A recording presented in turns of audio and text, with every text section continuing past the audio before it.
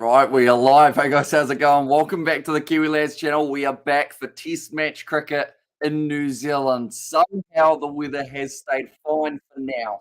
Does look like it's going to be raining for certain later on in the day, but for now, we will get the first session in between New Zealand and England. Now, the last time that these two sides played, it was in England and New Zealand. They got clean swept by the English. That style of Baz ball, which is something that he doesn't actually like it being called. I learned just before Brendan McCullum, but it's a very effective style of Test match cricket at the moment that England do use in their favour. They've had quite the winning streak starting to build. I believe they've only lost one of their last 10 Test matches using this attacking style, and they'll be looking to do it on New Zealand soil as well. Looking through at the starting lineup or the side, the lineup. Well, this one, I'm too used to rugby now. We're getting back into that season. England side, it will be Ben Duckett, Zach Crawley, Ollie Pope, Joe Root, Harry Brook, Ben Stokes, Ben Folkes, a lot of Bens. Ollie Robinson's, a lot of Ollies as well.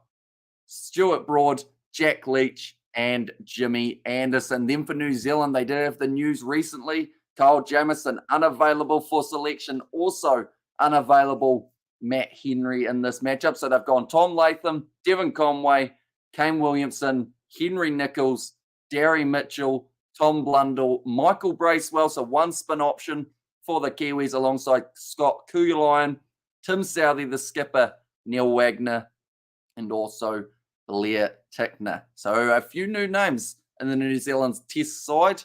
New Zealand won the toss. They will be bowling first up against this English lineup. They will certainly be looking to get a lot of runs on the board. Now, they were able to bring up 500 in one day up against Pakistan. If New Zealand can keep them under that, maybe around 300, 400, that's probably not too bad in New Zealand conditions. But with that rain, it's quite a green surface. Perhaps we could see some early wickets falling for the Kiwis and go New Zealand. Yes, there's Reed Nichols, and also we have got there, hey, Hamish says, Brandon, Hamish, do you see it's correct decision to bowl first rather than batting first? Putting pressure on England, says Coding. I think it's very hard to tell without a single ball being bowled, because it's overcast conditions, so you'd think that that might benefit the Kiwis. England, that's the thing. It's a little bit of a double-edged sword, because if they lose early wickets, then they'll feel that pressure anyway. But if they do get off to a fly and start getting a lot of runs in a hurry, then New Zealand will be under pressure. And England, theoretically, I don't see them enforcing the follow-on. I believe that if they somehow got themselves in a very dominant position in this Test match, they would still bat for a little bit rather than putting too much strain on their bowlers. So for now, it's a good decision, I think. New Zealand, Tim Southey, when you've got a bowler as a skipper, he's going to want to get his hands on the ball early. I feel like that's probably the difference between having a bowler and a batsman as your skipper. And Friday Super Rugby tomorrow, yes, says Reed. Yep, a lot of Super Rugby games coming up. With Super Rugby Alpackies pre-season and also Super Rugby Pacific, not too far away. And also we have got I'm Ready. Hey, live stream this busy weekend, round one, Rugby Sevens, says Brandon there. And hey, Hamish says, Brandon, welcome in. And Nov Mama said, dang on Spark Sport. Oh, no wonder can't find it on Sky. It's a shame. New Zealand Test matches or New Zealand cricket on Spark Sport, New Zealand playing overseas, Sky Sport. It's quite weird, because you'd think that they'd just agree and they'd be like, look, we'll just both play these ones. But nah, they're like, nah, we're good. We'll make it hard for the people. And says George. Hello, George. Hope you're doing well. Are you in a tractor today? Do let me know. And hey, George, says Brandon. Got the New Zealand national anthem at the moment. It's a bit tricky for Brendan McCullum, because which one do you sing? You sing the English or do you sing the New Zealand? I think he's answered it and he's just gone with neither. Just staying very quiet, Brendan McCullum. This is the first time we've seen New Zealand on New Zealand soil playing Test match cricket in almost 3 months. And also, do you see rain not affecting these matches as floods in New Zealand? Says Coding. I think rain is going to affect it. It might not be rain so much connected to the cyclone, but it may still be rain. Like, we're going to get rain 60% at 4 p.m. at the ground, 100% at 5 p.m. So more than likely, maybe 1 or 2 sessions missing. For this one, I'm just taking a tractor down to Morven, says George. And of course, you are in the passenger seat of that tractor while messaging us, George. Of course. Daryl Mitchell, they've all got their fancy sunnies on. I've got some sunglasses that I had for cricket, but I didn't really wear them, mainly because the sun never really came out. I didn't need them. But New Zealand, few new faces. Scott Kugelein's in there. Blair Tickner did very well in some of the short format fixtures for the Black Caps recently, so they thought may as well give him a crack in the longer format. But Crawley, Duckett, Pope, Root, they're your top four for England. And a lineup that has Ben Stokes batting six is a lineup that should be slightly feared when they do get going. Like Gary Steed, charge of New Zealand, Brendan McCullum in charge of the English. New Zealand won the toss. We've got to remember that. Depending on how it ends up going for them, it's either a great decision or a terrible decision. There's quite a bit of cloud cover at the moment. No, I'm 100% driving. I'm all over the road. Yeah, cheers, George. That's what we were hoping to hear, wasn't it? Hello, hello, says the Tractor Sports. Welcome in, mate. Hope you are doing well. Early predictions, Tony. What are you thinking for this matchup? In fact, we'll go first session. How many wickets we see him fall for the Kiwis in this first session? How many Englishmen can they get out? Ben Duckett. Ben Duckett, in a way, the only player I can think of who would consider doing like a sweep or some sort of scoop shot off the very first ball of a test match. He's just that aggressive at times, but he's controlled aggression. Zach Crawley doing very well at the top of the order. Not many Englishmen have stayed there for as long as Crawley has at the top of the order since someone like an Alistair Cook. We saw Rory Burns, he was, what was he, a year and a half, 2 years, he was gone. They had Hasib Hamid, remember him? He had like an Ashes series. That was all he got. They tried out Jason Roy, he got chucked out. Who else did they had at the top of the order, England? They go through them very quickly. So it's great work from Zach Crawley to still stay there for as long as he has. We'll be able to learn a lot in this first over. Let's see if we get any sideways movement in afternoon champ. Come on, the Black Cat, says Lennox. Right, first ball will be Tim Southey. Some beautiful outswing normally. Very green surface. I have to say that they've done an absolutely brilliant job keeping this test match, I guess, a possibility with all the bad weather they've had in the North Island. Here comes Southey. Bit of swing. Of course, a pink ball as well, we should mention.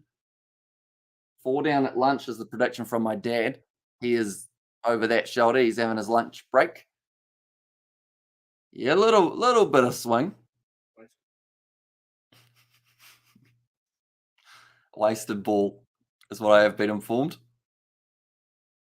3 slips in the gully for the Kiwis, and we can already hear the Barmy Army. And nice shape first up, says Distractor Sports. Yeah, that's probably moved 6 inches. Oh, off the edge. Oh, it's dropped.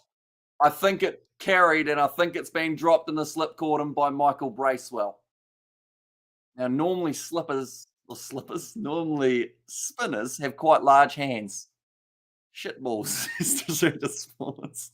Well said. It was a tough chance, but I think he did all the hard work. He got across to it.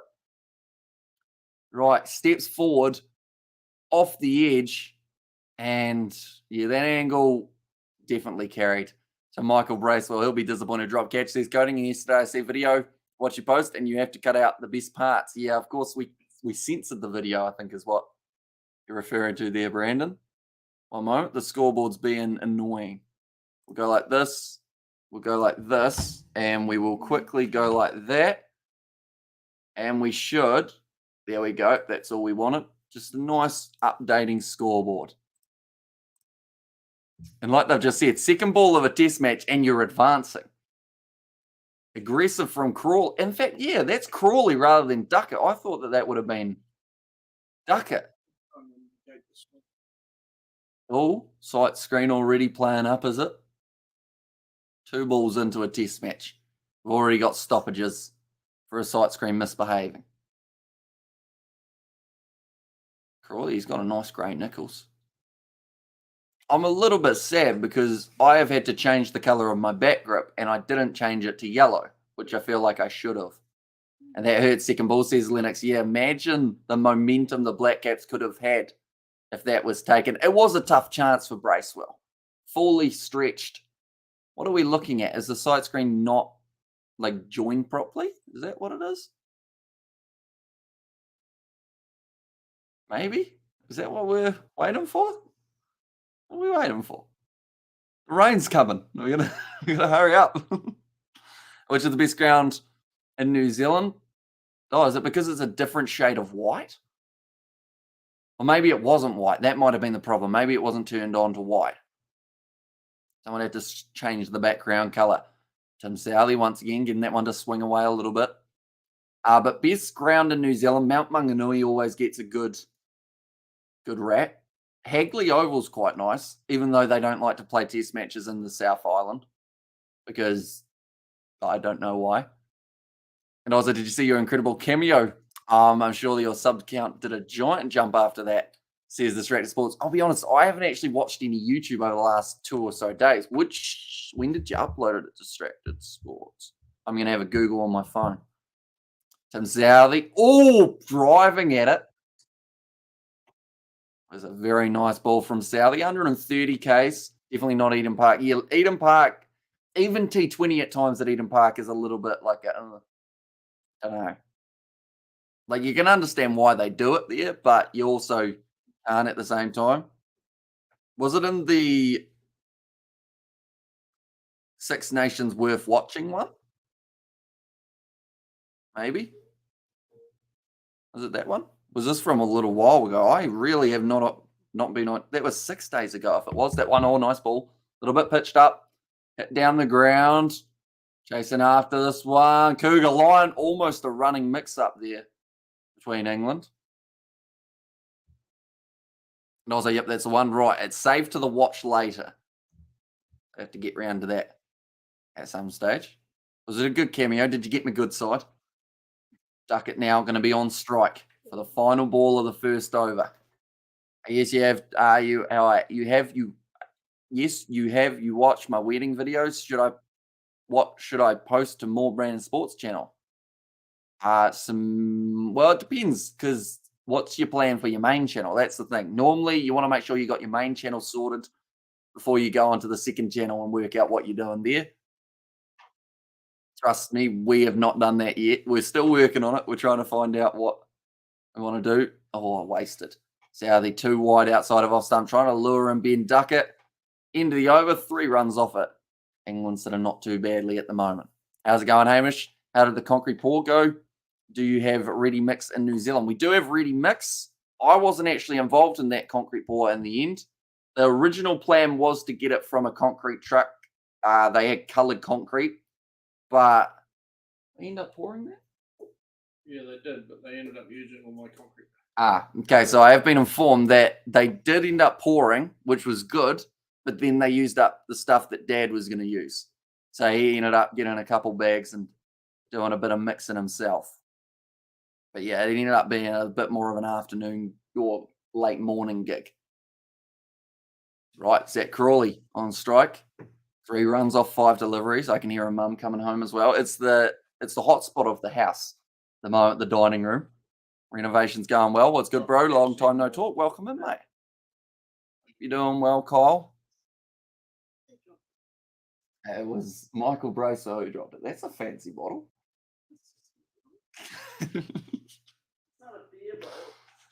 What a beauty. Says going, I think you're ahead of us. Neil Wagner. About to steam in. Yeah, it's a good ball from Wagner. It's got it. It took a little bit of the excitement out of it, seeing as we knew it was coming from the spoiler. But Neil Wagner picks up the first wicket of the match for New Zealand. Corker. And there was came back in. Neil Wagner got rid of Crawley on 3. Beautiful. Off the seam. And Crawley, oh, hang on. We're looking for a no ball.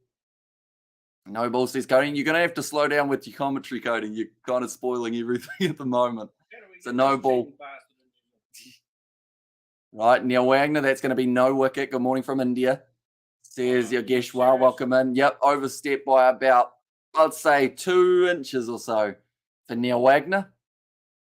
Did you get hit all by Gabby? Did you guys get hit at all by Gabby? Almost chopped onto the stumps there from Crawley. No, we haven't really had anything yet at this stage. I believe they've been very lucky in Taronga where this one's being played. Colour concrete, I've never heard of that. Before I've heard of coloured screeds though, says John. You wanted me to try and get him to hire you, John. You got to know your coloured concrete. Just ended up swinging back into the pad. And then, oh, Wagner, he was so excited till he looked at the camera.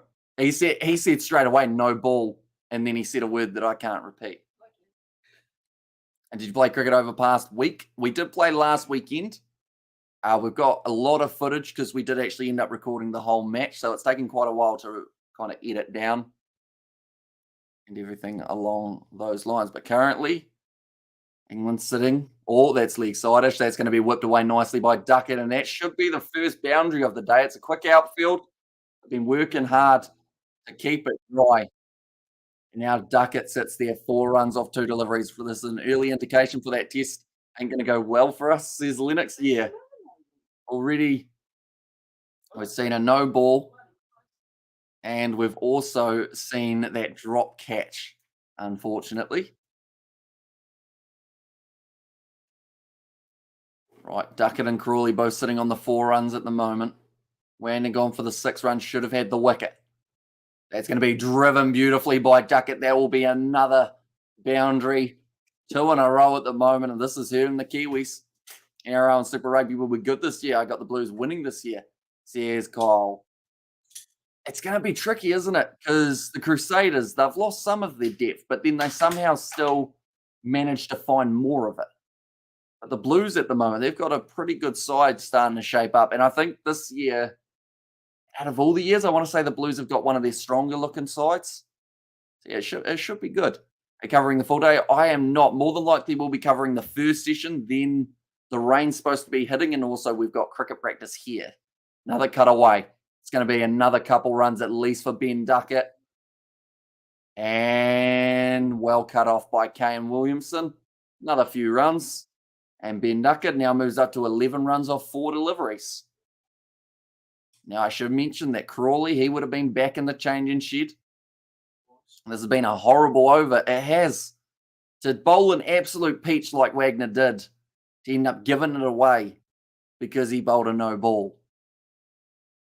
Not ideal. Supporters drink. Now, Crawley sitting on 4 runs off 7 deliveries. Back on strike. Wagner 13.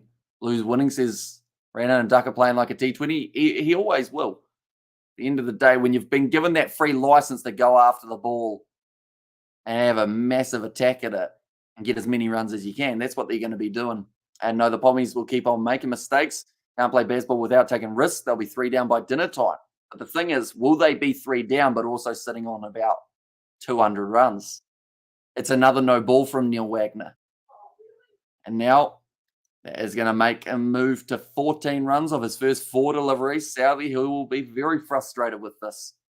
How long is the first day? So they'll be going through till, I believe they can play till 9:30 tonight or somewhere around there. Ball driven. They won't quite get the single down the ground, although a little bit of football being played there.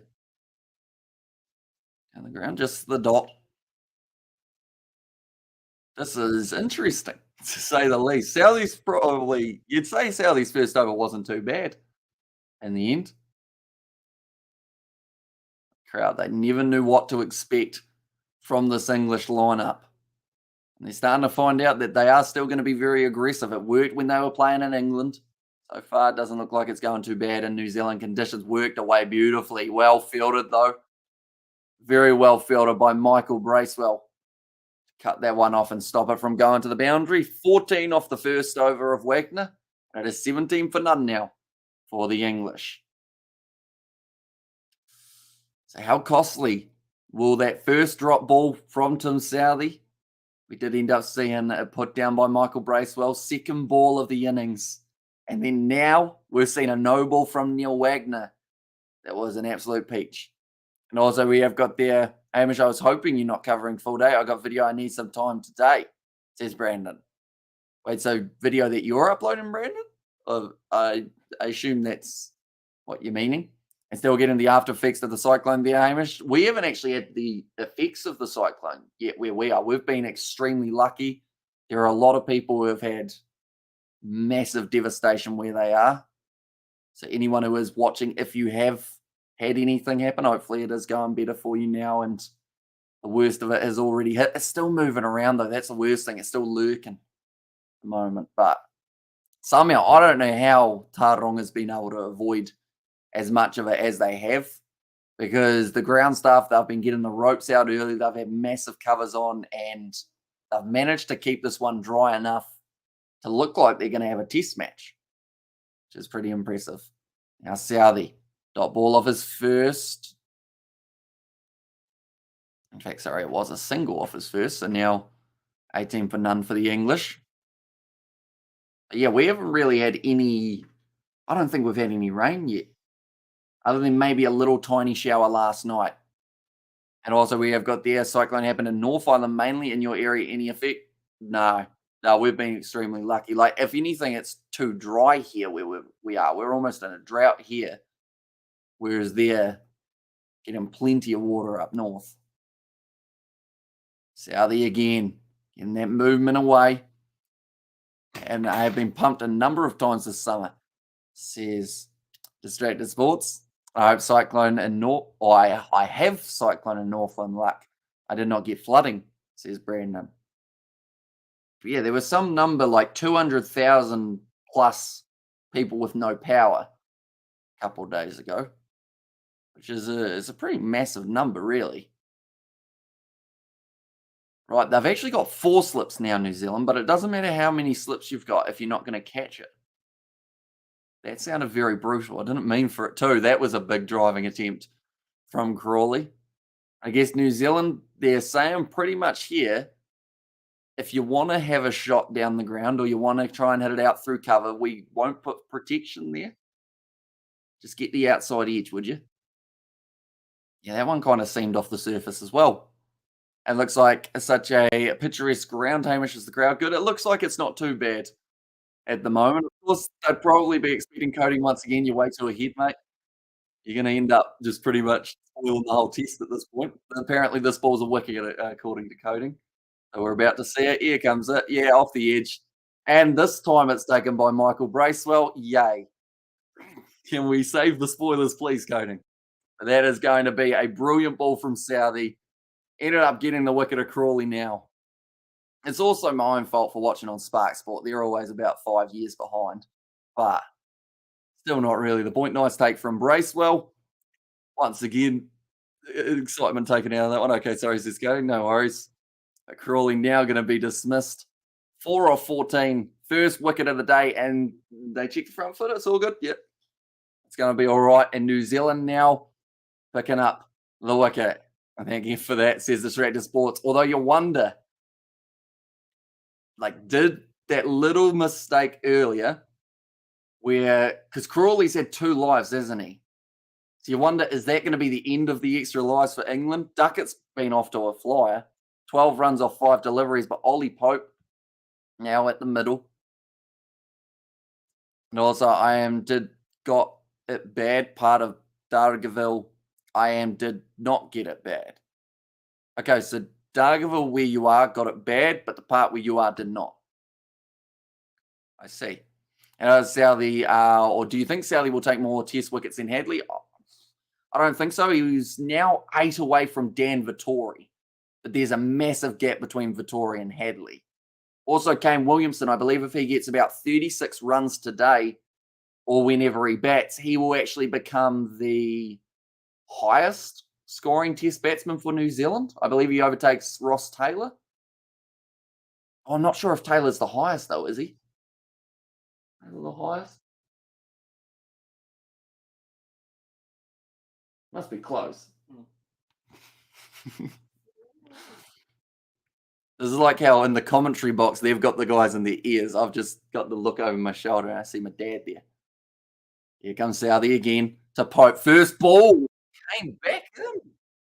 Now, was it because he tried to swing it that way or did it just seem that way? I think it almost seemed more than anything. Going to get to see a replay of this one soon. Wagner is the perfect foil for Tim Southey. My opinion, one short. But, I mean, I hope you're all right in Dargaville, Brandon. There's no access in and out of there at the moment. Said Distracted Sports. Yeah, it's crazy the amount of damage that you can see in any pictures or videos that they've been showing around. Next batsman in will be Joe Root.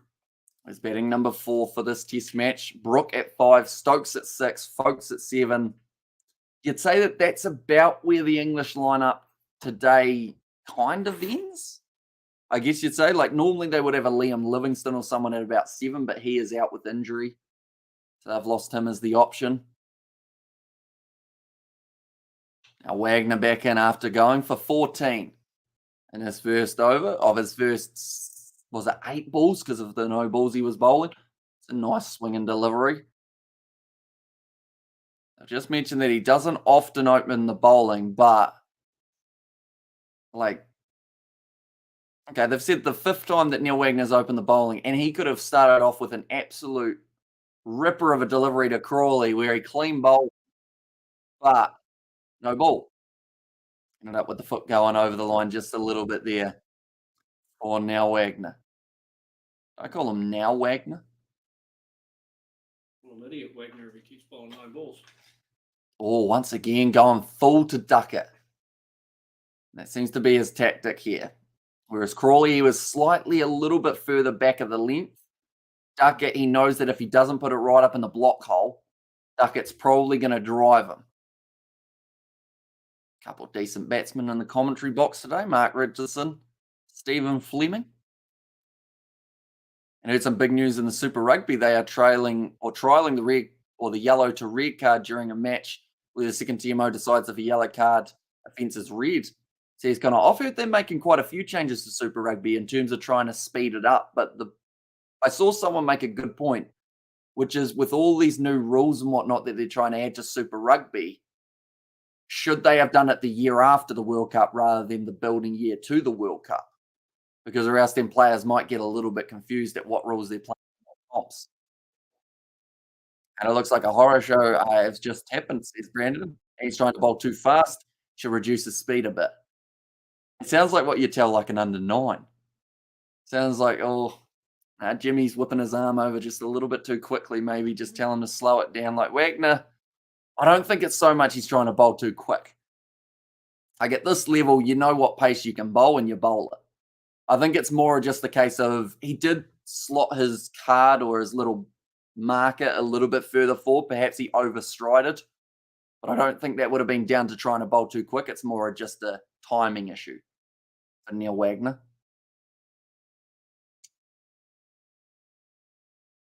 And the pink ball hand, that is something else that we don't really get to see New Zealand on New Zealand soil do in recent times. The last time New Zealand played a test match in New Zealand was actually about 3 months ago. Pitched up, driven beautifully by Duckett. That'll have the speed on it as well, and that will be his 3rd boundary of the day now. Duckett looks a classy batter. He is very good. We've seen him in a few T20 competitions around the world really play well, and the thing that benefits him is he's able to find his rhythm pretty much from the get-go. Like first ball, he's already on the money, which is exactly what you want if you're going to play this aggressive style of batting. Because there's no use having, it's another no ball. No, it's not. Is it? Is it a no ball? Is that what Aleem Dar was doing? Either that or he was giving the peace sign to someone in the crowd. Not too sure if that was called no ball. Oh, Neil Wagner's fallen down. It's hit the ground hard. Maybe that's what he needed. Sometimes he just gets fired up. Just needs to calm it down a little bit.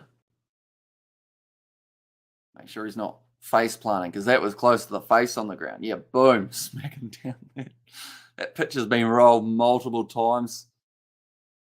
Wagner, he almost looked like he was going to attempt a push-up when he tried to spring back up. Are you surprised that Nichols was selected over Young? Not hugely, just because Young at the moment, that's a roughie. Way down the leg side, but that'll be the end of the over. He's fallen over again, 19 for none. Off his bowling, 23 for 1 for the Kiwis. But yeah, I think Young at the moment, they seem like they're slightly favouring him maybe for ODI. So I think they're saving him a bit. Seeing as, that ODI World Cup's only a week or 2 away, isn't it? Or maybe a bit longer, maybe about a month away. So they might just be resting certain players trying to make sure that Young is fit and ready to go for that ODI World Cup. How's Young go against spin? I can't quite remember if he's the one who's very good at spin or a little bit rough at spin. Because if he's very good at spin, it would also make sense, seeing as playing in India, you're going to have to play a few spinners, I think, on some pitches. We saw that matchup between Australia and India. It was a spinner's paradise on day one. Use of the feet there from Pope, faced 2 deliveries, yet to get himself off the mark. Southey, geez, 138. Steaming in, the veteran. See there that Crawley, anytime he was trying to use those feet just a little bit more, seemed to actually be the time, like he was pushing at it, and yeah, every time he advanced to Tim Southey, he actually ended up edging it. So maybe not the tactic you want to be using. Instead, you just got to watch that ball extremely closely. Easier said than done. Side of off stump, left alone by Duckett. In fact, it's Pope.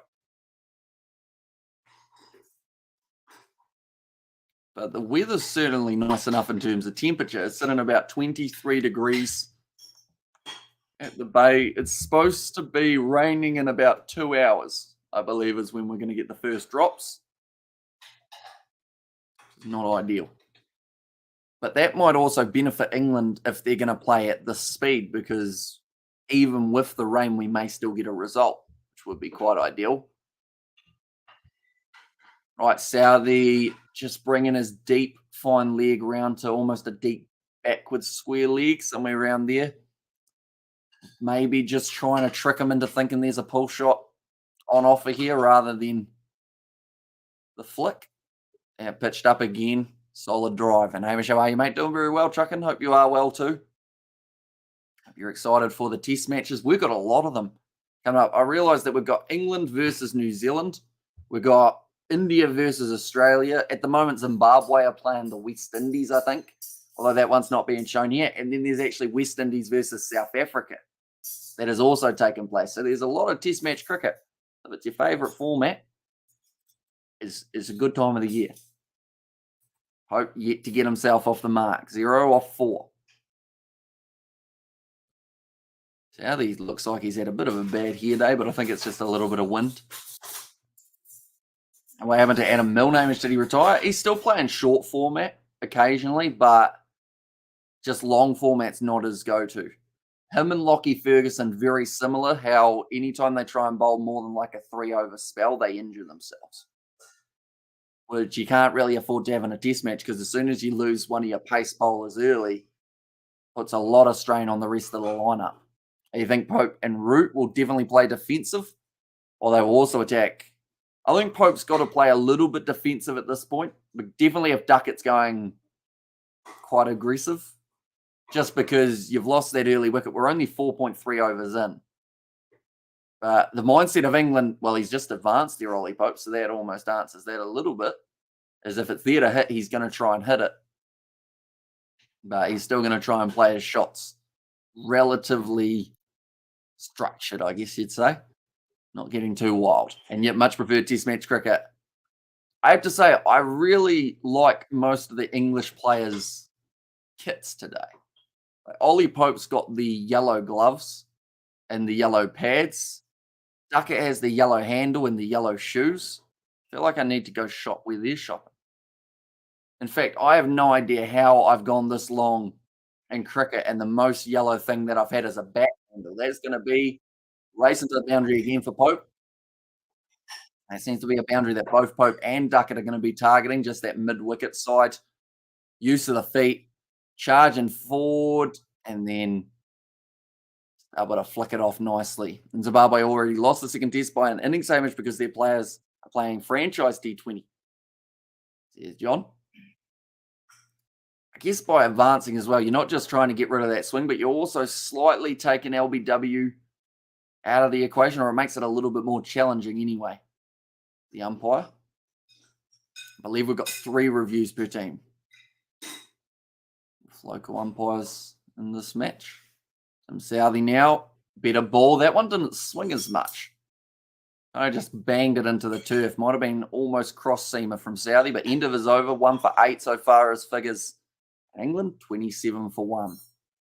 Weird clouds in the background at the Bay Oval. It is supposed to rain, like I mentioned, in a couple hours' time. And it kind of looks like they've just got a whole heap of splatters of clouds rather than any like real formed ones. I'll be honest, I have no idea what that means in terms of weather. Could be good, could be bad. I assume bad if it's supposed to rain. And it's blue sky as well, so it's a weird one. Right, Blair Tickner brought in after only 2 overs and Neil Wagner's bowling. They've decided Tickner might have to have a crack. Oh, Tim Southey's also got the yellow shoes.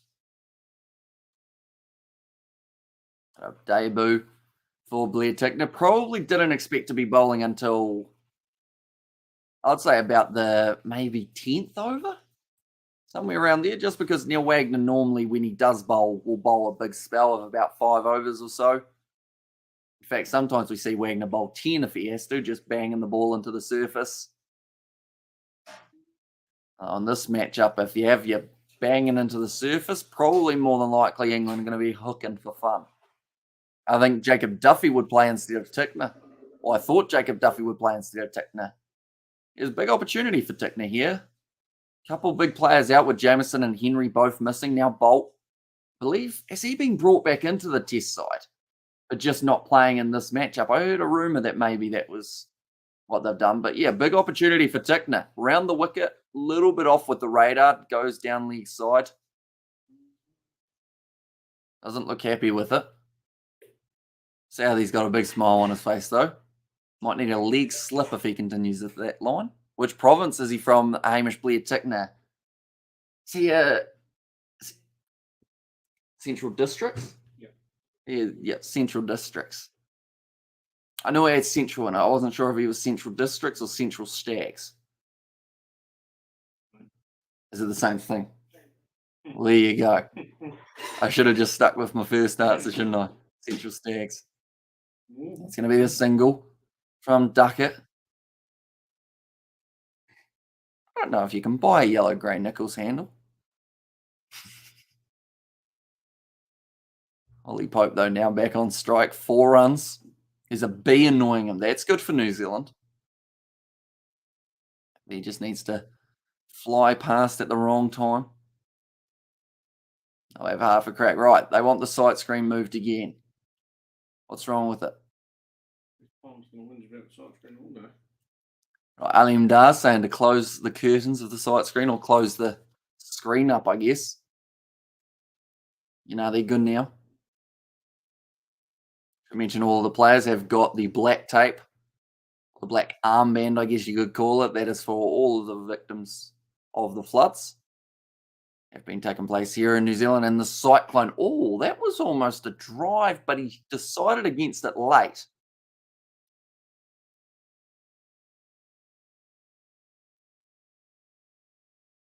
Southey, though, he's bowled pretty well for his first 3 overs. Just, yeah, that was close.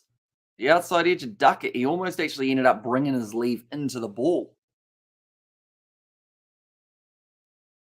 Is that a vapor? Is that what he's got? Hold it still, Ollie. It's a bloody big handle anyway, or a bloody big willow, I should say. Chunk at the bottom. I didn't have to swing that too hard. He swung that very hard and he's missed the ball. Is that where Colin de Gronholm, the great Zimbabwean Kiwi, used to play Hamish Central District Stags? Is he CD? Did he have a crack at the Auckland Aces at one point? De Gronholm. What's the weather like? It's looking nice at the moment, sunny, but it's supposed to rain later on. There's actually a 100% chance of rain and thunderstorms at 5 p.m. local time, which is in 2.5 hours' time. So I think we'll get through the first session relatively unscathed, but any more than the first session might be a little bit tricky today. We might see the last session if they're lucky, but that middle session looks like it might be missing.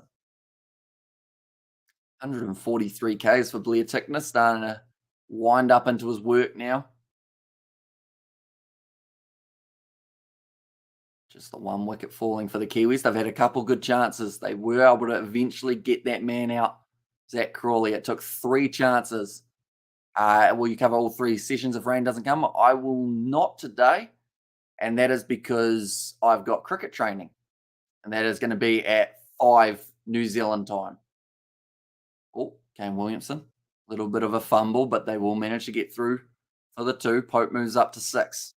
And into the over, I should say, taking a 3 runs off it, and 30 for 1 now for England. Do you see that over has not updated though? Looks like it's still sitting on the same. Hopefully it does update relatively soon. But yeah, with cricket training being at 5, it means that we will only get the first session in today. And then tomorrow, I believe we're hoping to do the first session, although it might overlap with Super Rugby Aupiki. I haven't decided what way I'm doing for those ones yet, whether we're doing the girls game or we are doing the cricket. So if they had played normal hours, the rain would have come at the end of the day, Hamish, says John. Somewhere around there. I don't think they've had any rain later on or earlier on in the day, I should say. Who's that? Is that Will Young? He's on the field. Who's that for? That might be for Wagner, actually, who has taken a couple tumbles already. Southey pushing it, that one a little bit there. Duck it the way he played it. What's the crowd like? It's decent at the moment. It's probably not going to be a huge crowd for this first day, mainly because the weather forecast does look pretty rough. So a lot of people would have been like, we don't want to have to go and then go home after a couple hours. But I think the fine days that we have got coming up in the future, like this is the only day that it's scheduled to rain for this test match. So I think the crowds will get bigger as the match goes on, but there's still quite a decent crowd in attendance for this one. Now Southey charges in again. Oh, beautifully played off the pads for Duckett. I'll be racing to the boundary again. He moves up to 21 runs now for Duckett.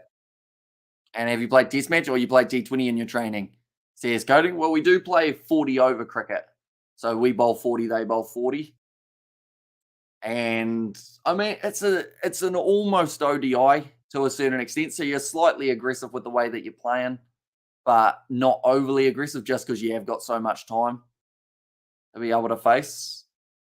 But I should mention that the next cricketing video of GoPro cricket footage will be up hopefully at some stage early to mid next week. We did end up recording the whole game, and we also had multiple camera angles at times. So there's quite a bit to get through in terms of the editing process. Tickner now builds it down there as a resort, or is it a resort town where this is being played, Hamish? Taronga, they get a few tourists there, but compared to Mount Maunganui, you'd probably say Mount Maunganui probably gets a few more. But yeah, I'd say you still get a few tourists. Probably not many at the moment, unfortunately, due to the cyclone. But when it all gets back opened up, I think plenty of people enjoy visiting Taronga. Quite a bit to do. If you're an outdoorsy kind of person, you can get quite a few nice walks and whatnot out that way. The scoreboard still doesn't want to update. So what we're going to do is we're going to refresh it and find out, is it my scoreboard? It is. There we go. We'll go like this. And we'll go like this. There we go. How easy is the ground to sneak into? I'm not sure. I haven't really tried to sneak into Taronga before anywhere. They've got an embankment pretty much all the way around, so I'm not sure what the fencing scenario is. I'd assume they'd have it all fenced off with like security around the ground. But like, I don't think the prices of the ground are that much to get in to watch. So it's one of those ones that you're probably like, you're trying to sneak in to save like $20. Like, and then if you buy any food, you're pretty much spending that $20 anyway. But they've got like a hedge. I guess if you really wanted to run at the hedge, you might go through, but you get looked at funny, I think, by the people who are at the ground. And Pope sitting on 6. 3 slips still there. Another nice drive from Duckett. In fact, this time it will be Pope. Close to the boundary. It's going to be 4 more runs now. Pope moves into double figures, 10 runs off 12 deliveries. Doing very nicely at the moment. England sitting on 41 for 1 off 7 overs. Now, some would say you'd be pretty happy with that, or you'd be relatively happy with that in a T20. In an ODI, you'd be pretty happy with it as well, because you're going for around that 5.2 and over, somewhere around there. Maybe actually a little bit more.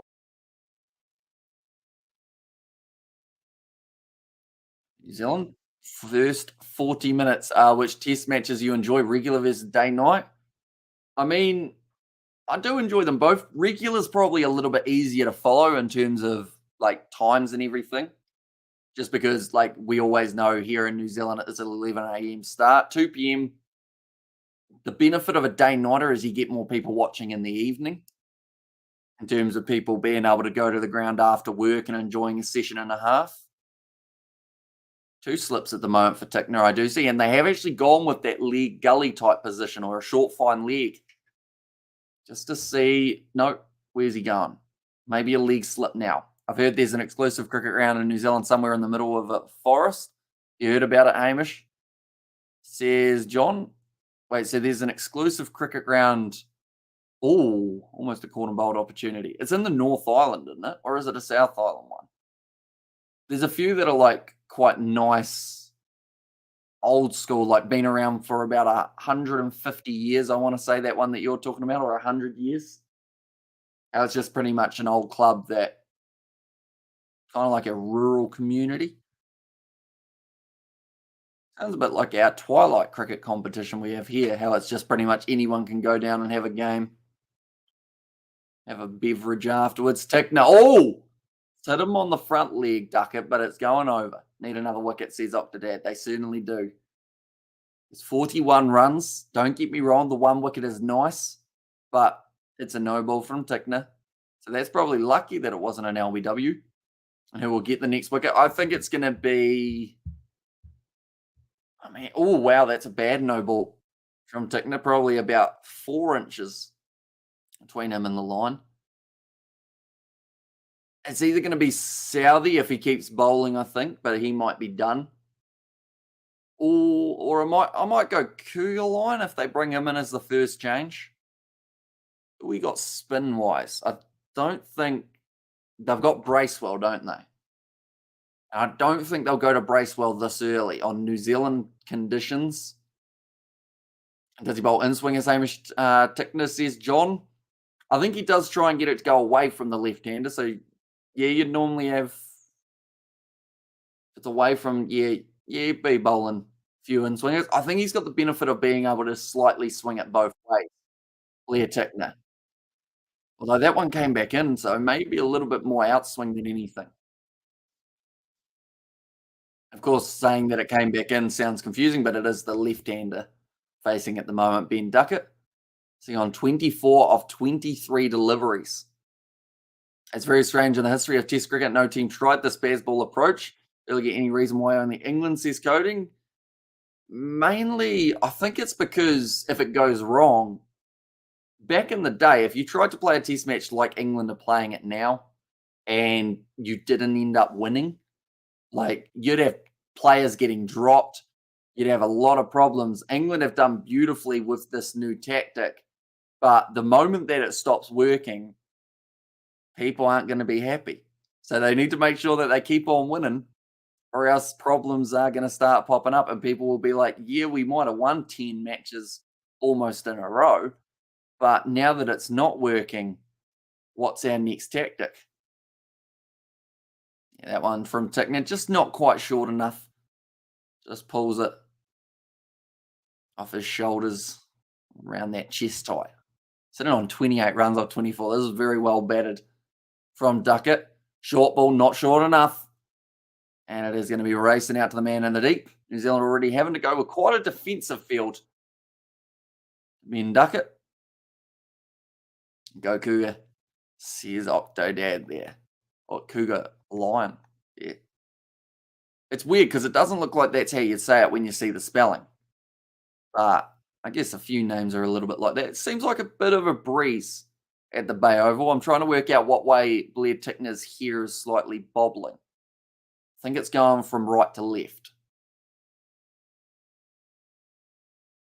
Just that little cross breeze. Oh, that came back in a little bit. So nice in swinger to end the over. And that will be 47 for 1.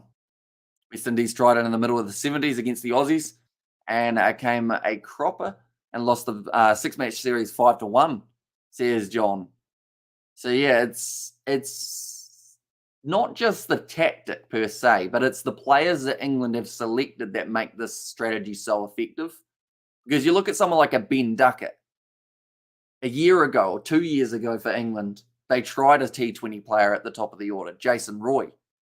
It didn't work, and everyone was like, nah, like, where's our genuine opener? And now Duckett, some people would say that he doesn't suit test match cricket for the way that he plays. But then you look at how he's scoring in these matches and you have to kind of go, yeah, nah, maybe. I see that there's old Nathan McCullum chilling in the VIP area. Southey, or pushing at that one, Duckett just beautifully glided between slip. Well, in fact, it was gully and point. Crusaders or Hurricanes in preseason. Preseason's always hard to tell. But I'll go Crusaders because they wouldn't have liked losing last week to the Highlanders. Going to be an interesting one tomorrow because that game overlaps with Chiefs versus Blues. So I'm not sure whether we just do Chiefs versus Blues or would you guys want to see first half commentary of Hurricanes versus Crusaders and then just continue talking about it throughout Chiefs Blues as well as doing the main commentary for Blues Chiefs? Or let me know. Whipped away by Duckett down to the man at fine leg, Tickner. And just the one. And Highlanders versus Moana. There's Max, another matchup that they will be having, but that is the 50 runs for England. 50 for 1. Very nicely done. Winning streak. England have won 9 of their last 10 test matches with McCullum in charge. England completed the highest runs chase against India, 2022. England have scored at 4.77 runs per over across the 10 tests, 662 fours and 64 or 65 sixes, and 7 players have made their test debut. A lot of runs coming for them. A little bit more outswing for Southey on that delivery. I'll lure in Pope. Also, did you get the cyclone pretty hard? Denny Burke, I didn't feel it bad. Bad for Auckland, says Max. Yeah, we haven't had any rain that I know of, only maybe a slight shower at this point. I'm not too sure whereabouts it is heading in terms of if it's going to be heading down south or whether it's heading off the coast. And still went to the gym in the cyclone, says Max. Well, we'll make sure you're being safe, though, throughout any sort of bad weather. It'll be interesting to see whether England can do this in India, says Coding. It depends on the pitch, really, doesn't it? Because, I mean, we saw how Australia went in India. It wasn't ideal for them. They'll be hoping to improve. But, yeah, it's more of the case, can they do it up against spin? Because spin's going to be the main thing that we see in India. Whether it's the test matches, whether it's the ODI, any T20s. T20, you probably see a little bit more pace. But any slightly longer format, it's spin all day. So England have got a few players who play spin very well, which might help. Now Southey again, wide outside off, left alone by Pope.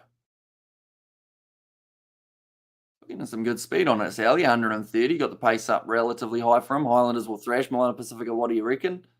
They should, but you never know. Just because the Highlanders, they've got this little habit, and as a Highlanders supporter, you'll know this. They win a game, and then everyone goes, right, next game, they're going to go good. And then they have an absolute shocker.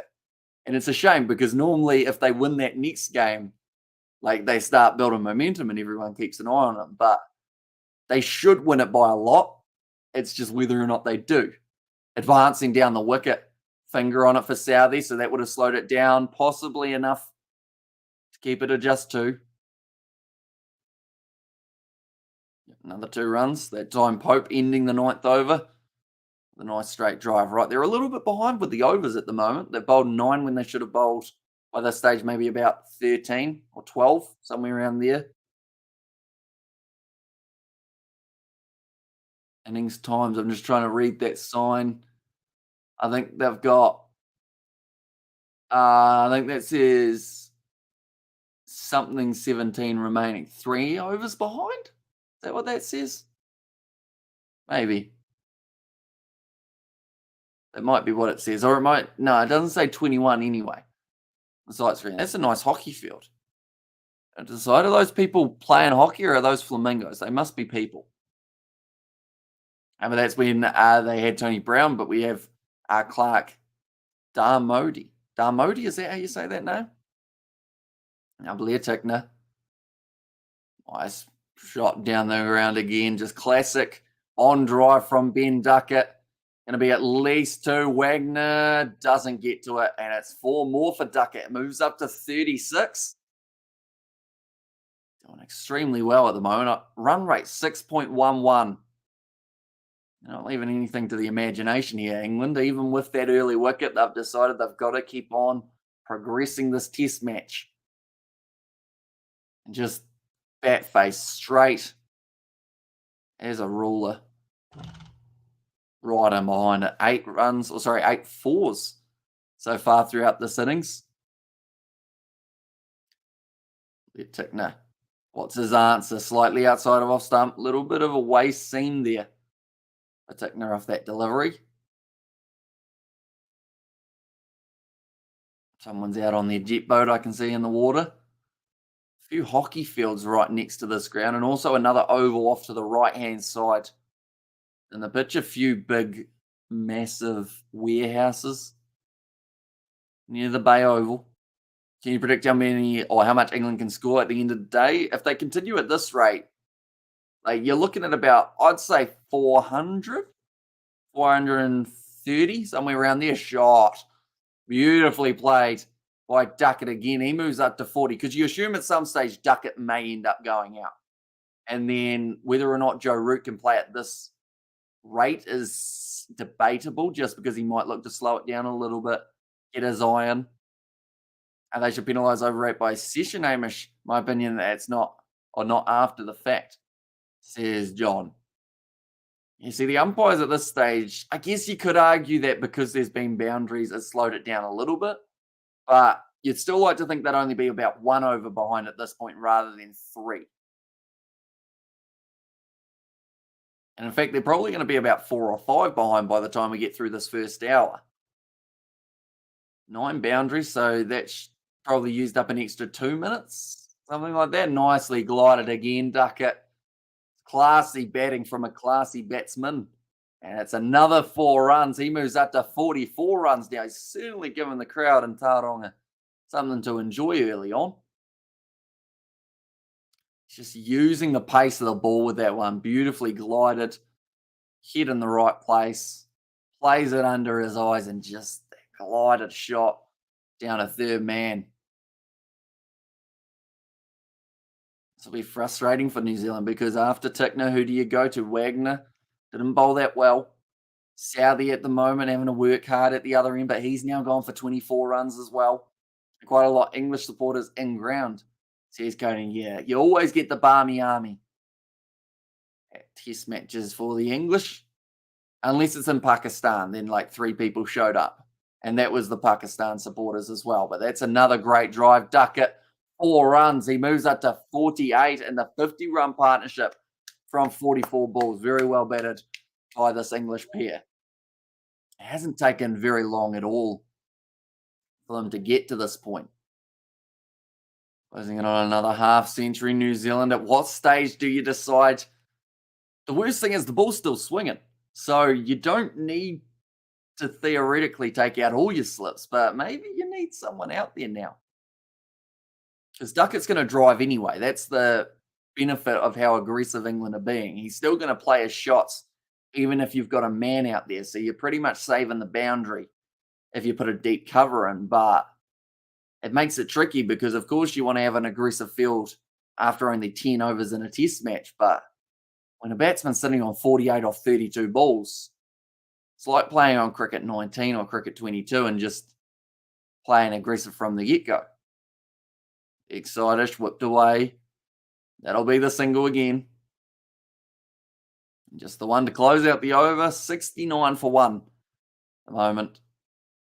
For England, Duckett getting a sweat up already. It's sitting at about 23 degrees. The ground looking to move up to 24, and then the rain is supposed to be hitting a bit later on in the day. But this has been very good batting from Duckett. 49 off 33 balls. Just the one wicket so far for New Zealand. That was Crawley, losing it on his third opportunity. 4 runs off 14. Hi, says Amelia. Welcome in. You're doing well. Hope you're excited to see some test match cricket happening in the Trans-Tasman. Of course, Super Rugby. A little bit later on tonight, I believe it's going to be the Western Force versus the Fijian Roar. That game's going to be on Stan Sport. For anyone who wants to watch that one, I'm considering signing up for Stan Sport tonight. We'll see how we go. I don't know whether my VPN will work with it, unfortunately. That's the only bad thing. Right. Southie sitting on 1 wicket, 24 runs. What we got for field-wise? So they've got a man at square leg. No, in fact, sorry, they've got a man at point. They've got Gully, 2 slips, and also a kind of cover, but he's quite short at the moment. Will you be surprised if England win the series 2-0 because of New Zealand bowling? Probably not, to be honest. Like, England, the good news about the way that they've been playing is they force results. And that's great because either way, you're going to see a win or a loss. And some sides, I think, have too much of a negative mindset when they play. But England's not one of them. So we're going to see, like, I would be very surprised if we see a draw in this series.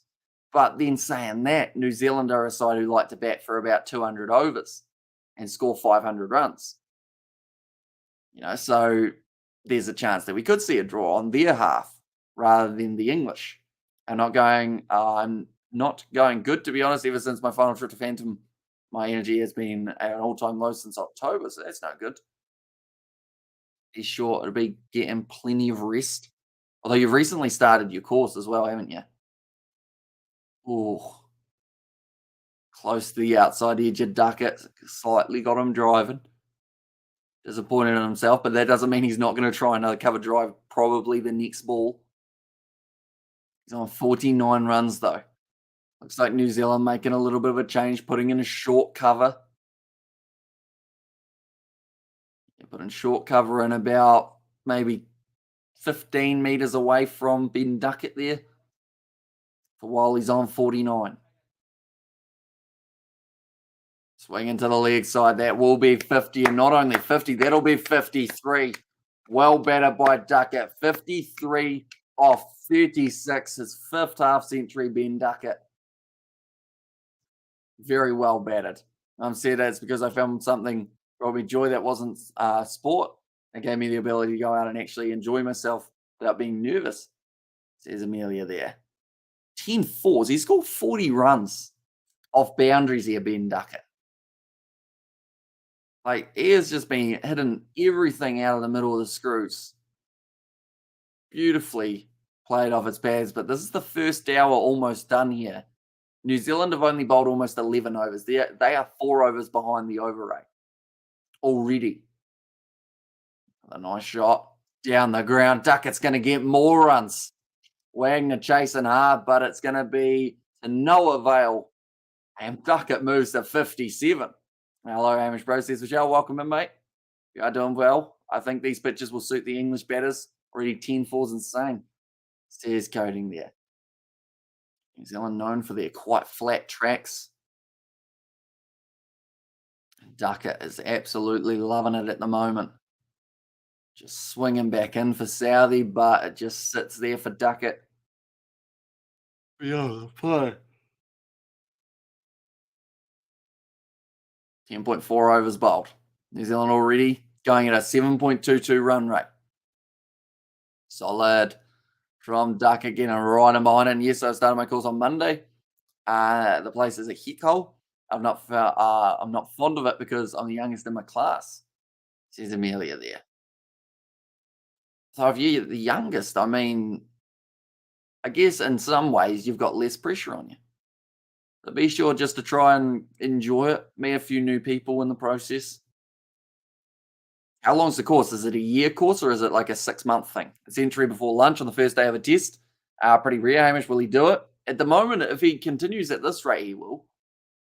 He just needs to make sure that he doesn't accidentally throw it away, because that would be a big shame for him. Definitely with the way that he started. He's still on strike though. One ball left. Plays that one down the ground, and that will be the end of the over. 77 for 1. It goes till November. Okay, so you got about 9 months of the course. So yeah, just try and enjoy it. The best thing that I can say. Try and eventually you'll end up meeting people anyway. There'll just be something that either they've got to talk to you about or you've got to talk to them about. So enjoy the experience. 57 off 39 for Ben Duckett. Pope sitting on 12 off 17, which is actually still a decent enough scoring rate in a test match.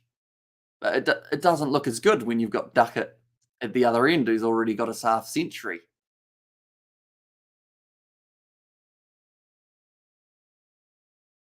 And also, so ideally, the length for the school year. Says Amelia, and good day, mate. Says Brutal Buck Wild. Welcome in, mate. Hope you're doing well. Nathan. Oh, sorry, his name's not Nathan, it's Scott. Scott Kugelheim. Now coming into the bowling attack for the Kiwis. It's a tap on the shoulder from Saudi. He's just said to him, look, don't go for 10 and over. We're struggling here. Kugelheim. His average is 64 while bowling. In the Plunket Shield 2022, 2023, his test debut. So New Zealand actually going with the 2 debutants in this matchup. And also, I've got my best friend that I'll get to see next Thursday. So I'm counting the days because we're doing different courses but attending the same TAFE. Right, Kugelheim charging in.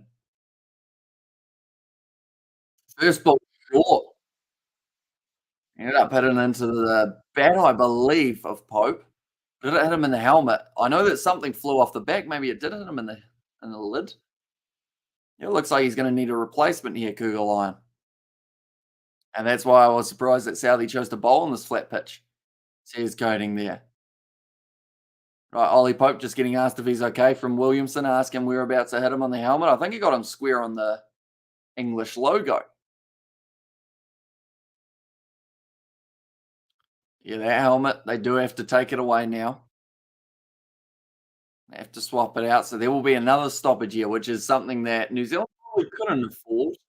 Luckily, they're able to take the Powerade drinks break at the same time. I just realized they advertise Powerade, which is all right because I drink Powerade. It's good.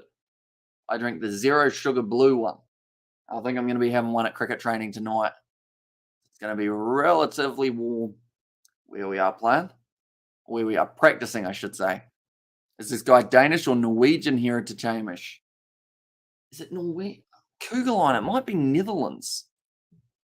Is he Dutch? One moment. Scott Kugelheim. Kugelheim.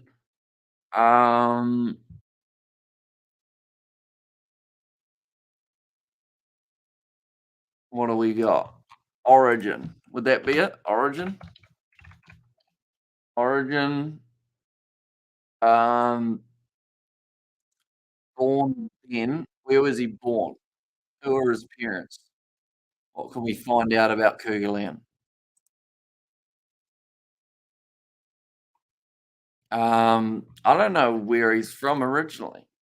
Well, the last name like Kugelheim, it does sound something, doesn't it? I get to the house to myself on Saturday. I'm planning to binge watch Virgin River all day. Good way to spend it. Binge watching a show. I think Saturday we are actually on the road for cricket. We've got to go up north to be able to play. I should mention anyone who is looking for that next GoPro video. It's going to be out maybe early mid next week. There's a lot of footage to go through because we did record the whole match with at times 3 different camera angles. So it's a lot to get through. And also, unfortunately, my GoPro camera was too far tilted down. So most of what's happening on it is in like the top third of the screen. So it's slightly annoying to look at because you just feel like you want to like tilt it up a little bit, but unfortunately can't. So 55 minutes left of this first session. New Zealand, they're going to be a little bit behind in terms of that run rate.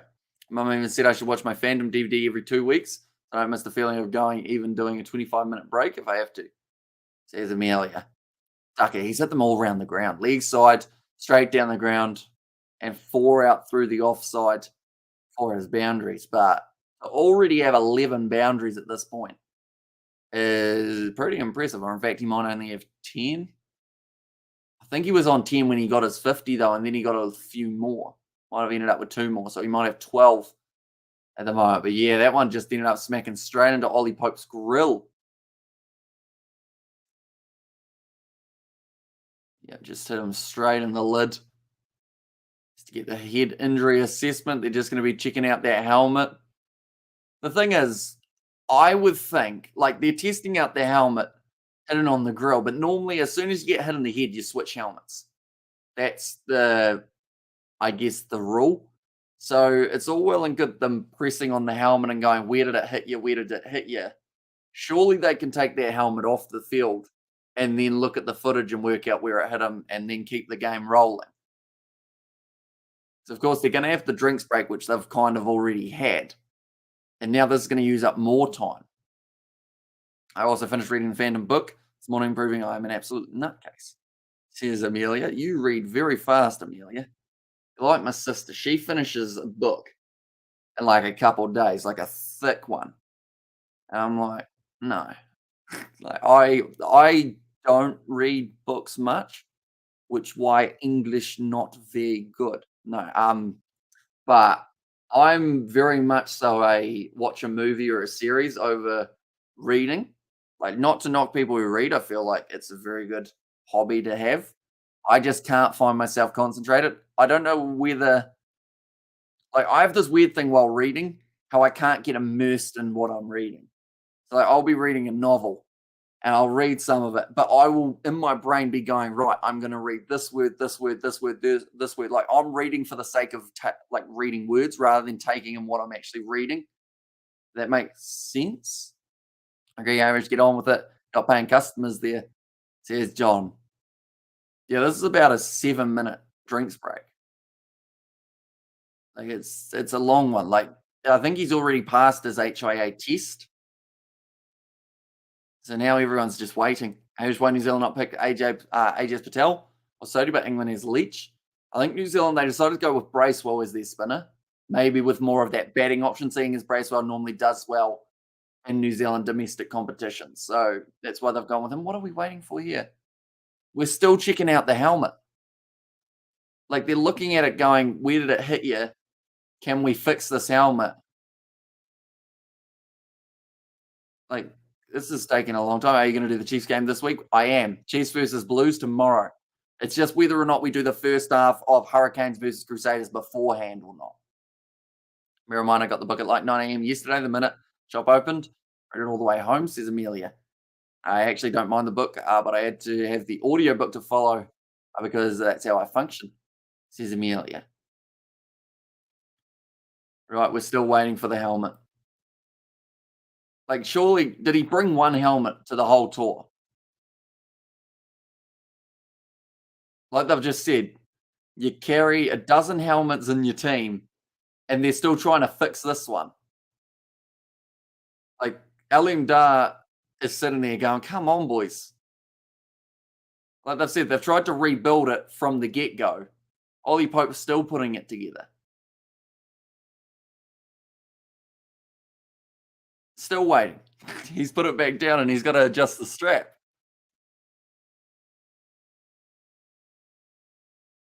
Still adjusting. That man's fallen asleep with his shirt off. As this is a day-night test, luckily, or else we'd miss about an hour. And this is a pommy tactic. It'll go sour.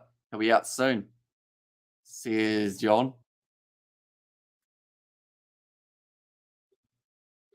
Right, we're almost back into it. Like 10-minute drinks break is over, and we're now ready. And why not new helmet, Pope? Shakir for life, says Cody. Well, that's the thing. Normally, I thought if you get a flush hit on the helmet, you switch helmets. That's just kind of almost. I thought it was compulsory that you had to switch, but they spent about 3 minutes going, "Where did it hit you? Oh, it hit you on that part of the helmet. Okay, can we use this helmet again?" but they just kept on going and going. And then they decided, hey, why not just try and build it again and get them back out there? Cool line, dot ball there. Just, I love the day night tests, says Amelia. I think a lot of Australians do because you guys are very good at them. Got a great record in the day nighter. All right, Duckett's going to be on strike here, 57 or 40. You wonder, though, did it ruin Duckett's momentum by Pope taking so long? Like, will it end up backfiring for the English? Because Duckett was on a roll, scoring for fun, tapping everything. And now he's had about 2 or 3 dot balls in a row. The Aussies have never lost a day night test. Is that part of the reason why you do love a day night test, Amelia? Still 2 slips in the gully here for New Zealand. Deep square leg. Also the man at mid on. Slightly wider though. Wagner signing someone's ball. Of course, the cricket ball that is. Cougar line going for the 1 run so far. Shorter ball. It's up in the air. But it will fall down safe.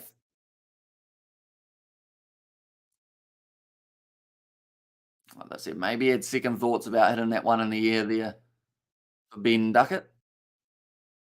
7.4 overs down. They're very far behind. I think we're going to struggle to get a 23 over first session, which is really, really poor. And New Zealand, they're slightly to blame. Well, they're mostly to blame for that slow over rate in the first hour. But then we did lose about an extra 5 minutes or so because of the helmet debacle. So, yeah, not great for the amount of overs we're going to get in first. Definitely when it's supposed to rain a bit later on at the ground, although the sun's still out, so it's looking quite nice now. Short ball from Cougar line again. When the Aussies the ones who introduced day night as Hamish, I think it was the Australians because they had the stadiums that could allow it, and also the pink ball. That was kind of the first time that we got to see it in action, and weren't the Aussies on our that one. It's different, and the pink ball looks really cool under lights. Finally getting my Rebels membership next week, and some reason am going to get a new home kit as well because it's grown on me massively. This is Amelia there.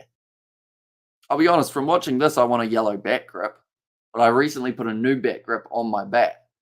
So unless I'm going to be planning to do a lot of batting, I don't think I'll wear out the black one that I've now got on it. Cougar line pitches it up, or well taken by Cougar line to stop that ball down the ground. Pope's annoyed because that was a nice shot, but that will be the end of the over. Only 2 runs off it. 79 for 1 now for the English. We have got another 47 minutes left of session number 1. Now, I will mention we are only covering session number 1 of the day today. It is due to cricket practice for myself happening at 5 p.m. So I'll probably end up heading down there at about 4:50, which works out to be 10 minutes after the lunch break's finished. And like the 2023 kit, I wasn't a fan of at first, but now when I look at it, it's grown on me massively. Amelia. Is that the one that I said looked a bit like Tasman's kit? If I'm not wrong, Amelia. The Tasman Marcos here in New Zealand. All right, Duckett. He's only scored 1 run since coming back. Google line. Finished his over. Tickner. Sitting 26 runs off his 3 overs. Expensive. I think it's the best way of describing it. Have you got one of those, or have you got one of those bat regrippers, Hamish? Or do you struggle like most people? I've got a bat regripper, but I still struggle because it gets extremely tight around the top end and you kind of have to switch it around and readjust it. But we got it on in the end. But yeah, just stuck a bit of tape around the bottom because my green grip unfortunately ripped in the process of pretty much sliding off. Is Neil Wagner injured? Why Sally is not giving him overs to try short ball stuff, says Coding. So I think that's what the commentators have just mentioned, that maybe Wagner might be coming back relatively soon if he's not injured. Tickner's now taking a fall. New Zealand seems like they're struggling to get their footing at the moment on this pitch. And like the patterns from Amy Park on the bottom of the jersey actually looks kind of clean. Here's was Amelia. England's main sponsor is Kinch. What is Kinch? Anyone know what Kinch is? It's written right across the front of them. I've never heard of it. Tickner. Short ball Whipped away by Duckett again. Just another one. Do you have confidence in New Zealand's bowling to get 20 wickets in a match? I'll be honest, it's tricky without having Jameson, who, yes, hasn't been in the best form, but he's still a wicket-taking option. And also not having Matt Henry, I think, is the big one, because I think Henry could have had some success here. 20 wickets is tough, but I think if New Zealand can take their chances, that's the main thing. They already look like they're almost in defensive mode, but that's what England's batting causes teams to do. 6.4 runs, still the run rate that they're going at. Oh, let's hit him on the pad. And Kinch is an online car market. Oh, okay. Right. Okay. I'm trying to think of the equivalent. So is it like a second-hand dealer Shakir, or is it kind of like is it luxury, or what type of cars do they sell? I assume they'd sell a lot. They've got the sponsorship right across the English chest. What about Castore? That's the other one that they've got there in front. I never really look at the sponsors, but I feel like that's kind of the point of the sponsors, is you're supposed to look at like their logo and go, oh yeah, I might give it a look. Now Duckett facing Tickner, solid again. He slowed down in the run rate a little bit here. In fact, New Zealand starting to bowl a little bit better. Southey just doesn't trust Wagner. Look at the Paki series; he didn't bowl enough, in my opinion. Says John. Although Pakistan a little bit different, because in Pakistan it seemed to be only the bowlers who were getting it down 150 who were having success with pace, and then the rest was just spin. So you can kind of understand why he didn't bowl him too much in Pakistan. Also, he did pick up that little injury that stopped being able to bowl to his full potential. In New Zealand conditions, though, Wagner, like, he'll put in a shift for you. Just whether or not it's successful, that's a great drive and well done from New Zealand for the fielding. Kinch is a car dealership platform that helps people browse, buy, and receive cars. That sounds like it's straight off Google, which it probably is. Yeah, well fielded by Bracewell. Short cover for this match. It's actually where I was fielding on Saturday. So one of our players did a calf muscle, and then he got my spot in close, and I had to go out to the boundary, which was not ideal because my arm is terrible when it comes to long throws. Into the 13th over, 81 for 1.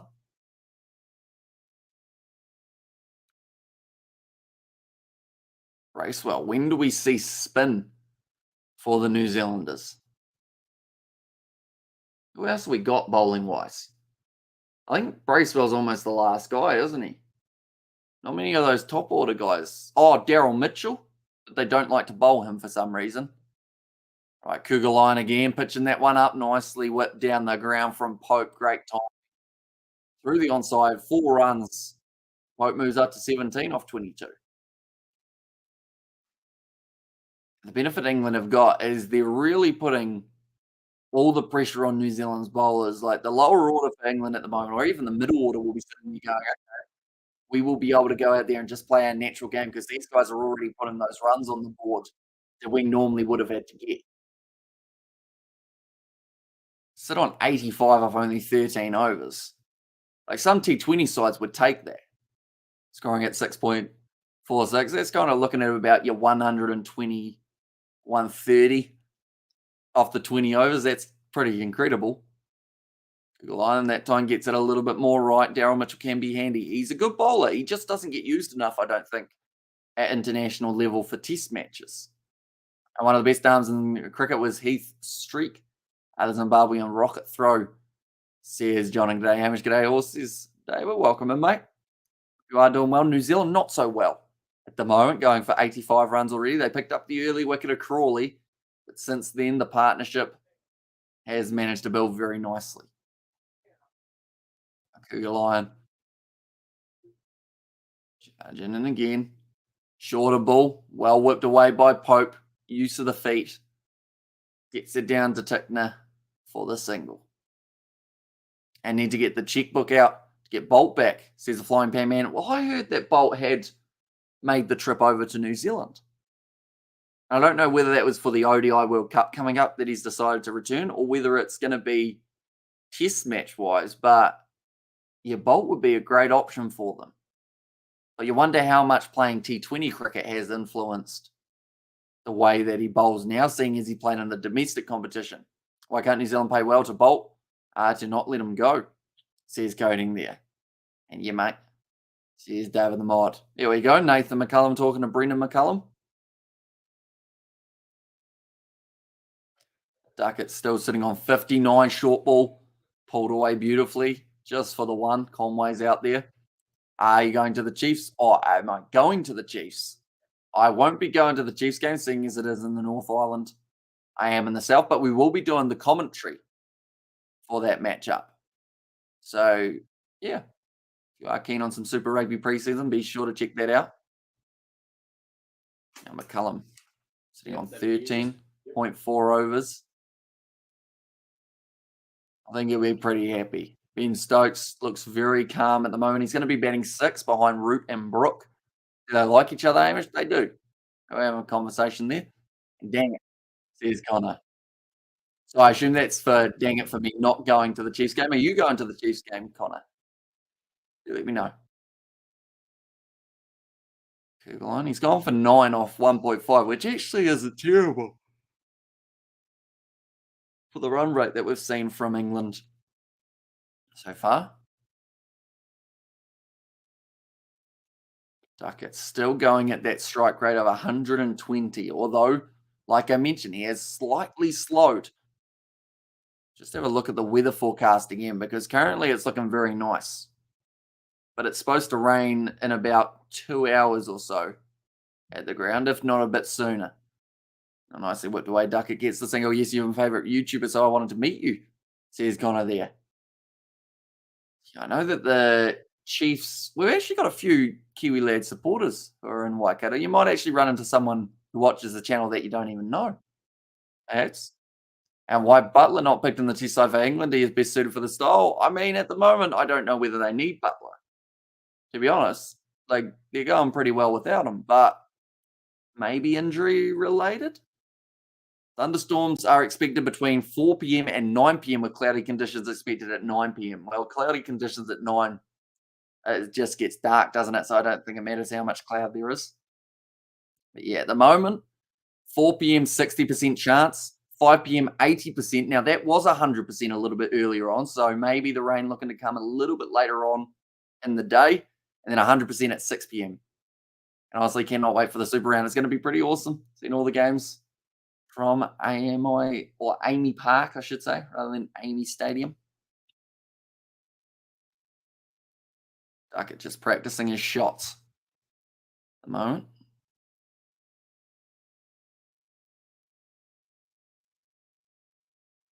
Stokes got a big smile on his dial at the moment. He's not worried at all with this matchup. He thinks that this one's going pretty good. And he'll be hoping if they go into the lunch break with only 1 wicket down, would be massive. That's earish, or it was uppish. But misfield in the deep.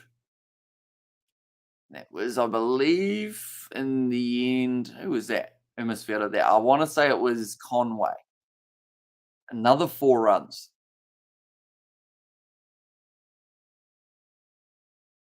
And going all 3 days. I got a bit more of a plan this year for it, says Amelia. Ben Stokes enjoyed that shot. Just a quick flick of the wrist from Duckett. And should Conway be batting 4? Where have they got him batting today? Or we never, I should say. Shouldn't say today, should I? Means New Zealand would end up in a bit of trouble. I think they've got him 3, do they? No.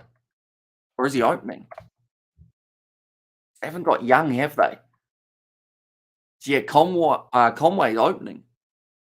So it's Latham, Conway, Williamson, Nichols. So would you put Nichols or Mitchell as your opener in that case? Or Blundell? Blundell actually spent a little bit of time as a test opener, didn't he? The Flying Pan Man. Fun name to say. 3 balls left to Tickner's over. Nichols or Conway at 4. See, I quite enjoy Nichols at 5. Conway pretty handy at 3, but then I guess you can't really. Do you put Blundell in at opener if he's wicket keeping? I feel like that's going to be a tough one, isn't it? Game I'm looking forward to the most, other than the Rebels game, is Crusaders versus Highlanders. That will be a good matchup. It does take place. Is the flat earth or sorry, is the flat pitch really flat, or is it poor bowling? I think it's a bit of both. It's always gonna be a relatively flat pitch on New Zealand, but we saw the ball swinging earlier on. We saw chances to get Crawley out. So, I'd say that the bowling attack just don't seem like they quite know what tactic they wanna go for yet. That was a little bit down the leg side, hits the pad though, so I'll get the leg bye.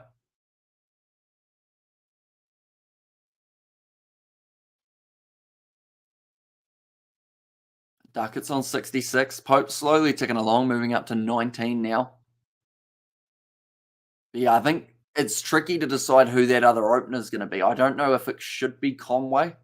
You wonder whether Will Young would have been an option, having him on the side so that he could open. But Latham's definitely opening. That's one thing we can guarantee for the near future and also going a bit further. As long as he's on the side, he will be the top of the order. But I'm sort of glad that they listened when it came to Super Rugby this year. They're giving us games. But excited for, says Amelia. Yeah, it seems like because having Crusaders Highlanders take place in Australia, I know that that probably is good for Australia, but I know that it will annoy people in New Zealand because I guess it takes away a home game that they could have seen for those two sides, if that makes sense. Because normally the Super Round last year was Australian side versus New Zealand side across the whole board, wasn't it? Whereas this year, it's kind of more of a mix and match of what do we want to go with. Wagner. Is he going to be bowling soon? I think he's got to come in relatively shortly. But Kugelheim, he's only bowled 2 overs. That's how long it has taken to get through the overs. We've had 15 overs in the time we should have had about 22.5. So that's not good. Kugelheim now charging in again. It's up in the air. Duckett's going to be all right, though. Nicely taken by Conway. And I think the big thing for England as well is they knew that if they started this match aggressive, the new ball normally swings in a pink ball test for about 15 to 20 overs. That's normally as much swing as you get. If you're very, very lucky, you might get it to swing till 25, and then it doesn't move anywhere near as much, which is pretty much exactly what they wanted. For the Kiwis, they would have wanted to get those early wickets. Whereas England, they were able to do what they needed to do, almost bringing up the 100 runs off the first 15. All left alone there for Ollie Pope, thinking about advancing. Which ball is it? It is the pink ball. For this one, you've still got the Australian sides versus New Zealand sides, the Rebels versus Hurricanes, and the Blues versus Brumbies. Oh no, Wagner's dropped the bat. Long as he doesn't drop any balls.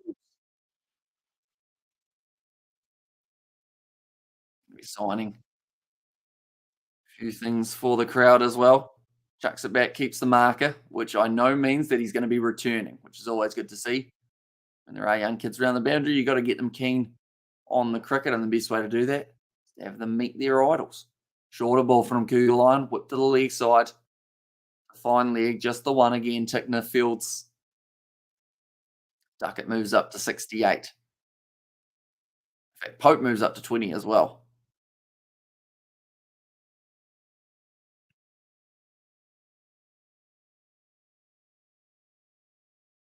How did New Zealand get a wicket? That's the thing that I was just trying to think about. I feel like we haven't seen one Yorker bowled, which you wonder if that's the ball that would catch them off guard. We've got a lot of guys who bowl in T20s. Do you go with, does Tickner or Kugelheim have a knuckleball? I know it's not really what you see in Test match cricket normally, but that's hit him on the pad. Pitching outside leg though. Just something to make them go, hang on, what was that? And Kookaburra or Dukes? I mean, it depends. I prefer Kookaburra, probably because I'm from that kind of closer to Australia, but also I normally base it off that Kookaburra make other gear as well as balls. So you'd assume that if they're like making other stuff as well, it must be all right. Do Duke make bats or anything like that? Do Duke have any other gear other than just their balls? Oh, swatted. A little bit too short. from Cougar line and then just manages to swat it away down the ground. On the 4, get Wagner to bowl cross seam Amish. And short is Forte or Forte. Right. 100 in less than 16 overs for the English. It's nothing but class at the moment from Ben Duckett. And the round of applause from the crowd. I feel like that's the thing. Even the New Zealand crowd at this stage, the ones supporting the Black Caps, are loving watching this, seeing Ben Duckett just play some beautiful shots. He's probably playing the way that a lot of people who don't watch a lot of Test cricket, George is a good example here. This is the way that George would expect all cricketers to play. And he wonders why they don't because of all the gaps. He just, Duckett scores another boundary there as I was talking about. 106 for 1 off 16 overs. You're going to have a decent T20 score at this rate. Did you hear that KFC is now a Rebel sponsor? I did not hear that. Be nice if KFC would like to sponsor the Kiwi lads one day. Hopefully it means free KFC as the Rebels win games, says Amelia. Because they did that for one of the, was it one of the NRL teams that they did that? Yeah, did you just make any other cricket gear other than just bats? Or sorry, other than just balls? Do you see New Zealand batters will be playing like England just to match them? No. No chance. I don't see New Zealand being any more aggressive than maybe 4 and over if they're lucky. New Zealand probably lacking the X factor in the bowling. I like Conway batting at 4, says the flying pan man. So you like Williamson 3, Conway 4, and then 5. Do you like Nichols 5 or do you prefer someone else? Do you like Mitchell maybe 5? Who else have we got who's not playing? Is that David Gower? It is. I recognise the voice because during the Ashes in 2019, he thought he was off the air and he started swearing, which was very enjoyable.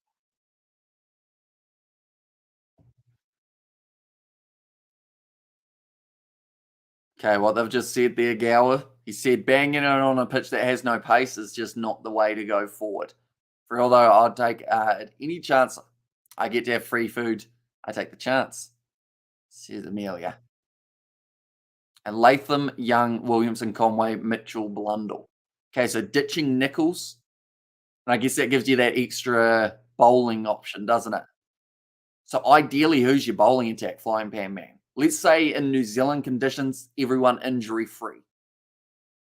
I assume you'd have Southey there, seeing as he's skipper. See, that's the thing. Some people are a little bit 50-50 of Wagner at times. But I feel like Wagner would be there. Matt Henry would be ideal. And then maybe you go Jameson and a spinner. I don't know if spinner-wise is Bracewell, though. Or whether you're better off going with an Ish Sodhi or an Ajaz Patel. Patel doesn't offer you as much with the bat as someone like a Bracewell, though. And also Young not playing in this match. He is not. They are opening instead with Conway and Latham. An afternoon, Hamish. Hope your week's been good. No work today. Twist my ankle at rugby league training last night. Ooh. See, twisted ankles, they're not ideal. Hopefully it's nothing that doesn't go away after a week or so, Nate. Definitely with you being so close to the regular season, aren't you? You don't want to get injured now. I have to say, after cricket on Saturday, I was hardly walking on Sunday. Just like, unfortunately, the one part of my body that likes to give out first seems to be my groin. So as soon as you lose your groin, accelerating sucks. And your boss, true, says Nate. Duckett sitting on 77. Pope scoring at about 67 for his strike rate. It's still 6.5 runs per over. England are sitting on. Tickner. This will not be good for the bowling figures. First test match. Well, Bob, better ball. Just outside of off stump. And good to see you, Blues Nate, mate. He's coding there.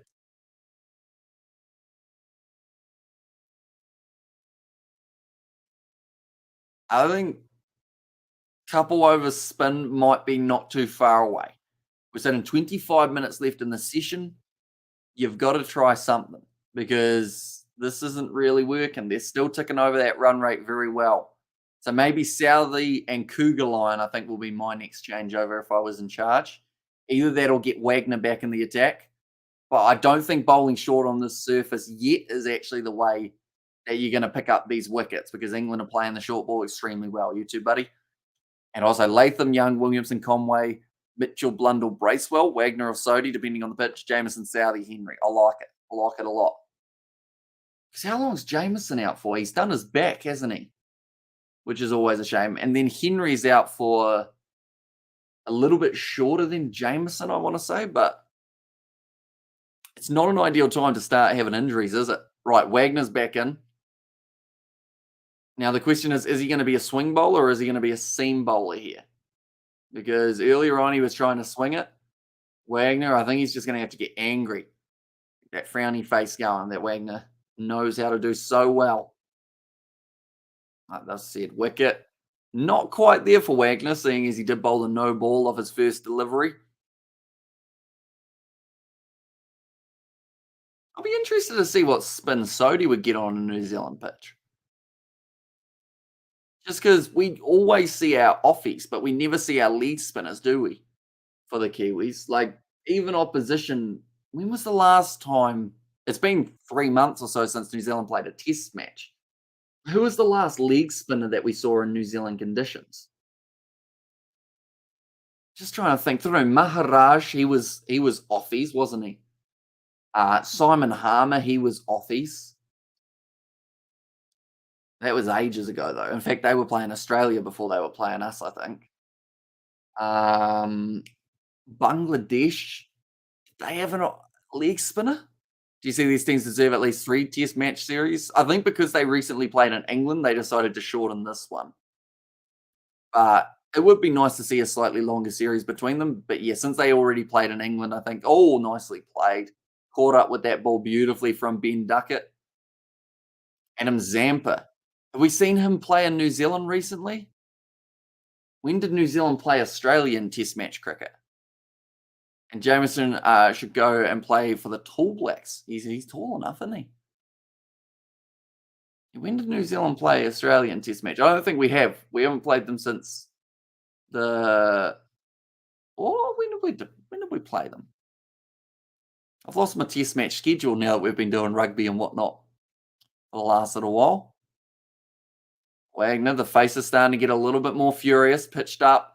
Beautifully played again. Duckett's just seeing it like a beach ball at the moment. As cliche as that sounds, it's just the case. 2 more runs for him. Now he's 19 runs away from his 100. He's got 22 minutes to try and get it. 100 in a first session. Definitely with the amount of overs that we've had. Why is it only 1.5 now? Gone down a little bit, hasn't it? There we go. That's better. Australia not to New Zealand for test. Any reason? Just schedule-wise, I think. And also, I guess, just so many other matches that the two sides are going to be playing in.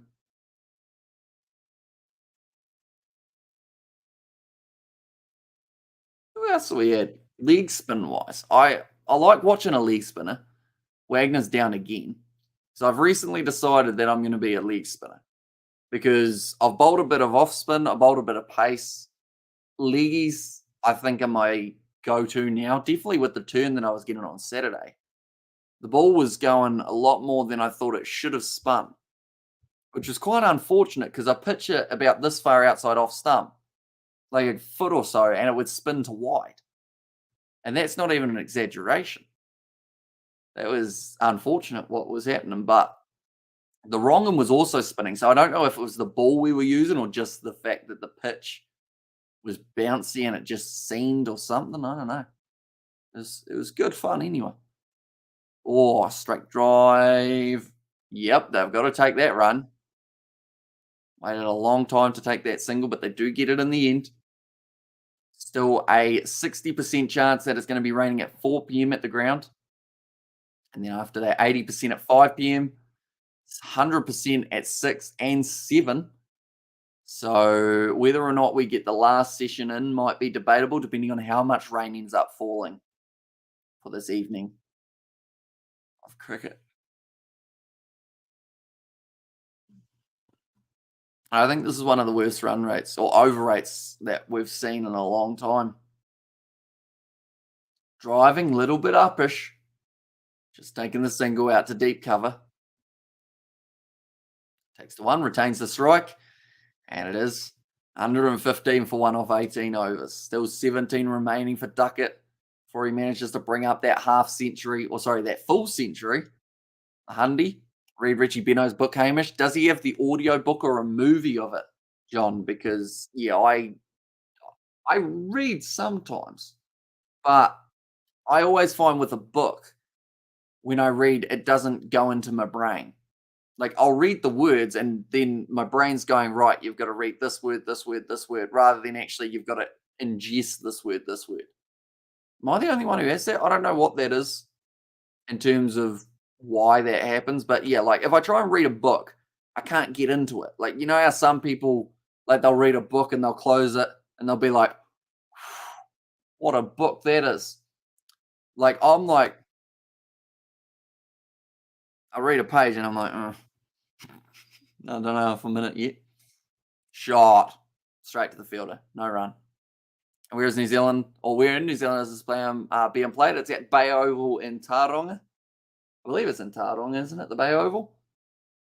Yeah, so North Island. Somehow they've avoided all the rain that has been around. Who's your first choice New Zealand spinner? It's tricky. In New Zealand, you probably would go Bracewell just for his batting ability. Outside of New Zealand, it's probably either Patel or Sodhi. I liked what Sodhi did in Pakistan. It's just whether or not he can stay consistent. Because we've seen him in T20 how he bowls a lot of roughies before he gets the gem. AJS Patel, one of the unluckiest spinners, you'd have to say, for New Zealand, getting 10 wickets in an innings to then not get selected in a test match in New Zealand. And instead they went, who did they even go with in that test match? That's how well he went. Who'd they pick? It was that taller guy who looks like a doctor. What's his face? Someone will be able to tell me that name of the spinner that they went with rather than AJS Patel. I agree. Sodhi was good in Pakistan and batting decent. Yeah, that is also something that is handy for New Zealand that Sodhi's starting to find. Somerville, that's the name. Why did they go Somerville?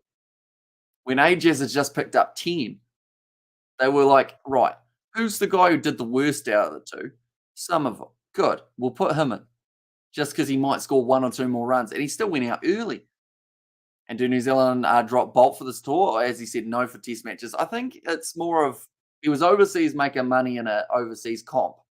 I think he's been playing in either Pakistan or somewhere like that. But now he might be back in New Zealand. Tickner's lost his footing again. Someone's put the dishwashing soap down on the bloody crease and they're all falling. And one must have an audiobook or did out, Hamish. He was real business savvy, says John there.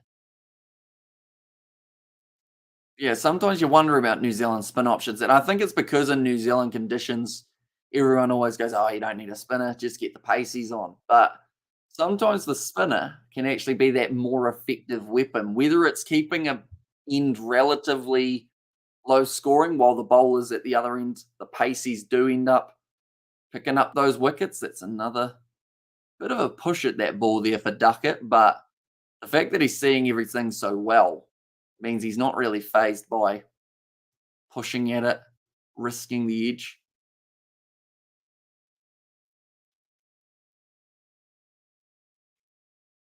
Only 15 minutes left of this session.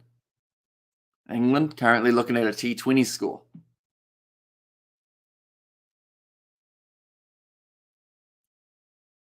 Tickner, this is going to be 7 in a row. Shot, uppish, it's out. Duckett's gone. And he's disappointed. I mentioned that he was pushing at the ball with that last delivery, and he's just done it again. And Tickner gets the much-needed New Zealand wicket. England 117 for 2. A bad time to lose that wicket too, just driving upwards straight to Bracewell. He's taken his second catch of the day. Why then Vittori played all the matches for New Zealand and spin was not relevant in New Zealand pitches. It's a good point. It's the point that I think a lot of them need to look at. But I think Vittori also with that batting was why he was so effective. Like if you get a Kiwi in the future who bats insanely well and then also spins the ball beautifully, like he might get a chance. But the fact that we've got guys that spin the ball well and can bat well and they still miss out is tricky. But that's the wicket that they much needed there for New Zealand. 2 down England after the 19 overs. Now, England need to be a little bit careful here because don't get me wrong, this is an absolutely phenomenal start. But if they lose another wicket before lunch, you're sitting 3 down. And yes, you've accelerated the innings a lot more than a lot would expect, but not really for England with the way that they've been playing. But if you're sitting about 150 for 5, 150 for 4-ish, it no longer looks like such a great total. So Joe Root, he's probably one of the key wickets here. Pope's ticking along, 23 off 36. Still going at a decent rate. But if they can get Root early, that's going to be extremely dangerous for England. And they need to make sure that that doesn't happen. Mitchell Santner not played so much in tests. And he better, yeah, but his bowling's probably the thing that lets him down, Santner.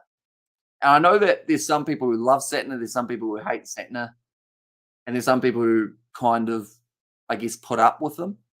But for me, he's nowhere near aggressive enough in the way that he bowls for Test match cricket. He's definitely the guy that they go to and say, look, just make them tick over at 1 and over.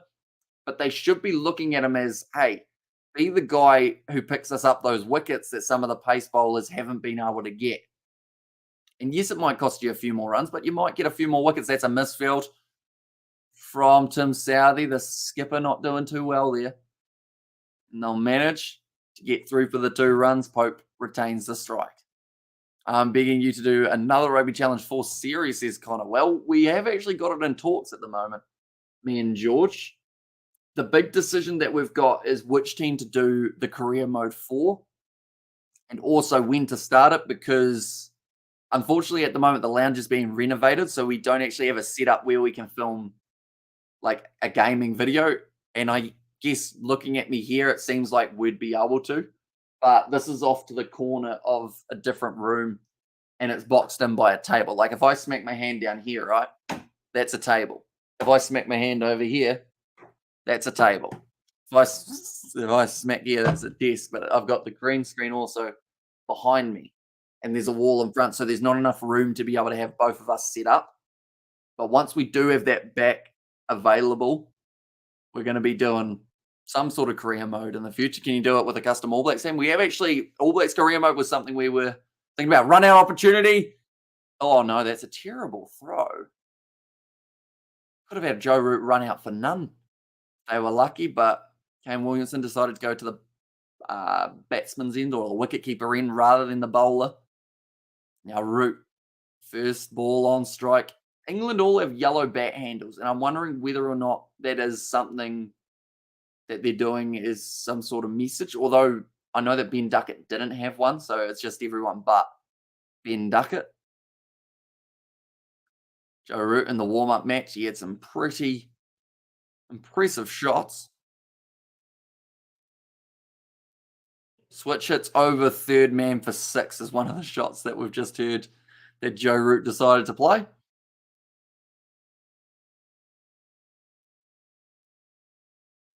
11 minutes left. If New Zealand get another wicket, like I mentioned, that would be pretty massive for them. Because then, all of a sudden, England are 3 down. And yes, they've got a lot of runs in a hurry, but you haven't got so many wickets up your sleeve. What's Wagner going to bowl to Root? I feel like he's got to pitch it up, but he can't go too far outside off stump. That was a bit too far outside off stump. You're going to make sure, if you're going to Root, you really can't make it a drivable ball outside of off stump. Perhaps a little bit shorter. Get him considering that back foot shot rather than forward. I think quota of 30 overs can't be bowled in this session. Yeah, no, they're going to miss out on about 7 or 8 overs in this one. And yes, New Zealand, they did not get through the overs as quickly as they would have liked. There were boundaries, but that's still not going to slow you down to the point that they have here. But then also the thing that didn't help it was also that helmet. That probably took 2 overs out of the game for this first session. Just Ollie Pope trying to work out how to put his helmet together.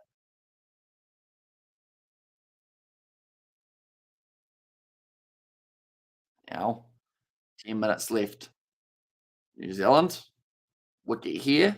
Even double 2 wickets here would be absolutely huge. And as much as you'd say that England have played well in this session, or they've played very well, but if they were 4 down, New Zealand have won this session, even though they've conceded a lot of runs. Seems weird to say. Even if New Zealand get another wicket, you'd have to say that this session's probably about a tie. Like currently, with the amount of runs England, you'd say with 2 down, they have won this one for this session anyway, with how quickly they've scored them. A little bit closer to Pope than he was expecting for that delivery. Got quite overcast here. Hopefully it doesn't rain where I am. I haven't actually checked the weather here. I've just been checking the weather for the Bay Oval. And that at the moment is that it's going to rain soon, unfortunately. And more than likely the second session may end up being rained out, or at least half of it anyway. And then it's whether or not we get the final session in of the day. But we won't be covering those ones because we have got cricket training. Oh, squaring up Ollie Pope a bit there. He's starting to find his line. He's currently bowled 7 overs on the trot. So you're worried that Southie's going to run him into the ground here. But with the fact that he's got a wicket, you'd think he's got a little bit more spring in the step. He's bowling well, getting it to kind of wobble seam. Means that the swing's not really into play.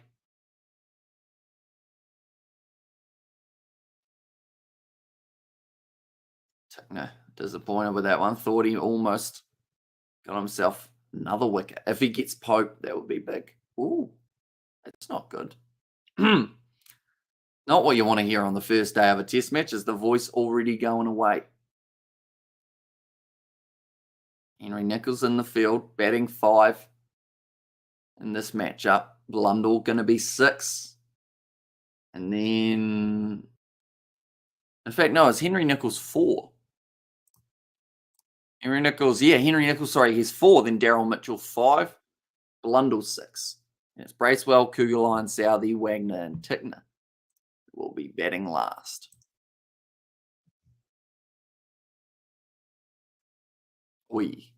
How many 50s or 100s or wickets do you have in your training? So he's going, well, it's normally just a net session. So you don't really count your runs per se. I've picked up a few wickets over like the times that we've had net training. But lately I've been hitting the ball a little bit harder than I used to, or being a little bit more aggressive with the shots rather than just striking it slowly, because in that matchup that we did of the GoPro footage, I got 3 off about 22 balls, which was nowhere near quick enough in the format that we play. So I've been working on trying to find more attacking opportunities, trying to find singles. Shot. You guys will get to see me bat in my GoPro footage from last weekend. Will come out next week. I won't spoil how many runs I got. I can tell you, though, it's either... Well, I'll say it now. I faced more balls than I faced in that first one and got more than 3 runs. That's the only spoiler I'll give you in terms of how many runs I was able to get. Now, Tickner charges in again. Hope on strike. Advances. It's off the edge. It's gone over the cordon. And I'll move him up to 30 runs. Tickner with the half chance. That will be the end of his 8th over now. Still continuing to just try to get that breakthrough again here, the Kiwis. You hear the trumpets in the background of the Barmy Army. No control over that shot whatsoever. He was actually trying to hit that one off leg side and instead ended up outside of the off stump. Got lucky. And you can see that he was a little bit disappointed in that shot. Are you playing back foot now, Hamish? Says John. Well, I've actually always been stronger off the back foot. It's just in that game in particular, I just didn't seem to play. Well, I didn't play a lot of any shots, really, in that matchup. But yeah, normally I actually go onto the back foot more than I go onto the front. Joe Root on strike. 0 off 3 balls. Yet to get himself the run. Wagner. Bit of a cross breeze. Pitches it up and Root solid in behind it. They're mentioning very little amount of swing. Apparently, the trumpet playing the song for Joe Root. Sounds like a relatively hard one to actually play on trumpet. Hey Jude by the Beatles. Or Joe Root, as the Barmy Army knows it. It's batting quite far outside of his crease, probably about 5 inches. Drives beautifully. That's a shot and a half from Joe Root.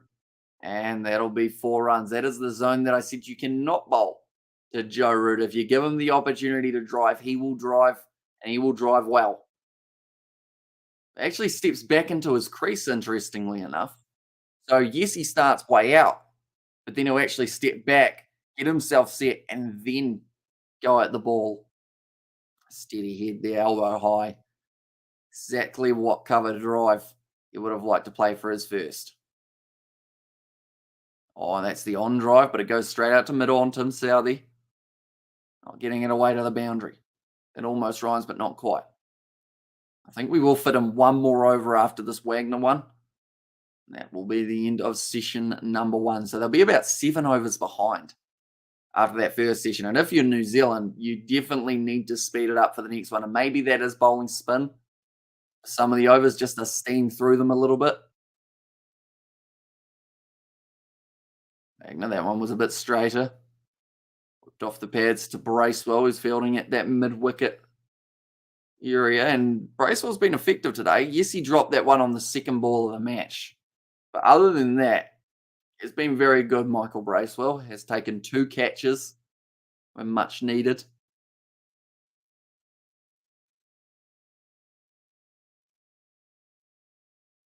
Still going at the 5.91 per over here, England. So, which is quite impressive. A little bit leg side-ish from Wagner. Tickner will cut that one off just to keep it a 1. Bit of a bobble before it got to him. Still 1 nonetheless.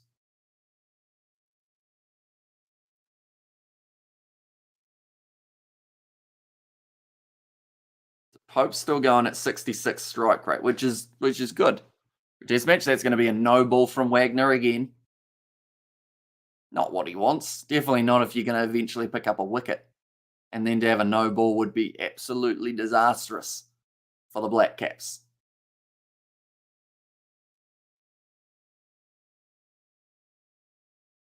Now Root. Going to be... Oh, he's fallen down again, Wagner. What is going on? Wagner and Tickner have both slipped over multiple times on the surface. That one, he just overextended.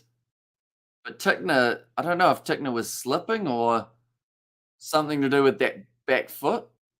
But yeah, Wagner's fallen about 4 times. Tickner's fallen about twice. And Wagner's looking angry now. Oh, and that was a rough ball. Did he go down again? No, he managed to just stay on his feet. Could have been a wide down the leg side for that ball, but that is going to be the end of the over. And it is now 120 for 2. Oh, sorry, 130 for 2, I should say. But yeah, 1 over left in this first session. They will go about 3 minutes over the designated time, but they'll still be 7 overs down at this point. And taking some deep breaths. He's not happy at the moment, Wagner. He's gone for 7 and over almost. Oh, first over of spin, and it's going to be Michael Bracewell.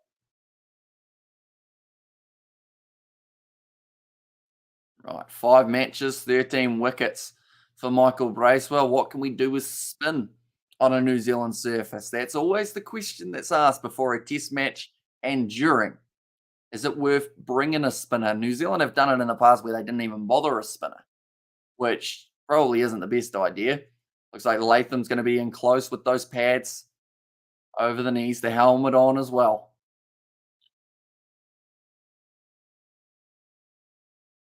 Where is he going to be situated? It looks like they're going to put him on the leg side, about maybe 5 meters off the pitch, maybe about 3.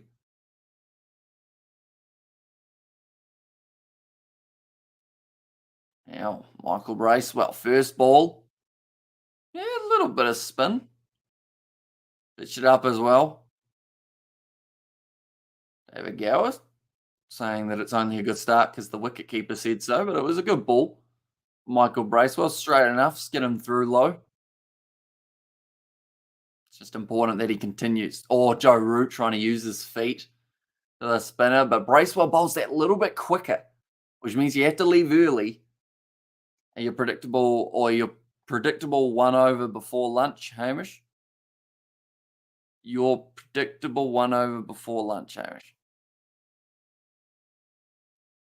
Okay. Is that I'm still going to be commentating, John? If that's the case, then yep. Root currently sitting on 7 off 11. Just over pitching that one slightly, but that was because maybe he thought Root was going to advance. Root again. Or dragged down, and it did spin. Did come back in quite nicely. Just the 2 balls left of the session now. And also, what scores has Hamish got? Or what scores has Hamish got at the WCG? I assume we're talking Waimate Cricket Ground, are we? At that ground, the only score that is known, because we did actually play there last weekend, but you guys don't know what I got there yet. But the game before that, I think I got 10 runs. That was my first game back in 10 years. And got 10 at the local ground. Bracewell, final ball of the session. It's a decent one. And that will be the end of the session now. 23 overs bowled, so a little bit behind for the Black Caps and England here. 134 for 2. The 2 wickets falling. The early one of Crawley, and then the later being Ben Duckett, who was dismissed for 84. But Tickner managed to pick up that wicket of Duckett, a much needed one. 9 more than me, says Fluffy, and this is hands down. England session dominated, says Coding. Although the thing is, like, 1 or 2 more wickets there. I mentioned it earlier on. If New Zealand got 2 more wickets in that session, even though England got so many runs, you probably would have said the session went to the Black Caps. 3 wickets would have been passed. So England, at this stage, they are certainly in the box seat for the second session. That is, if they get it in, it's supposed to start raining relatively soon. Now, with the spinner, I mean, Hamish, it's usual for them to try a spinner 1 over before lunch. This is John. Still blue sky in the background, so maybe we get a little bit more of the cricket in. But sadly, we on the Kiwi Lads channel will not, seeing as they have got cricket training in only about 45 minutes' time. So nonetheless, I think we are almost near the end of this live stream. If you guys did enjoy, be sure to leave a like and subscribe. I believe we've got some more cricket coming up relatively soon. I don't know whether it will be tomorrow or the next day that we do get our next session of the cricket in, but it will be sometime in the future. We will be continuing to follow this test match. We've got Super Rugby pre-season coming tomorrow. I've got my actual cricket game on Saturday, and then a little bit of URC coming up in that evening as well, I believe. And plenty more coming cricket and rugby-wise. But thank you all very much for tuning in. If you did enjoy, be sure to leave a like and subscribe to the channel. England sitting 134 for 2 off 23 overs. And yeah, we'll see you all for the next one.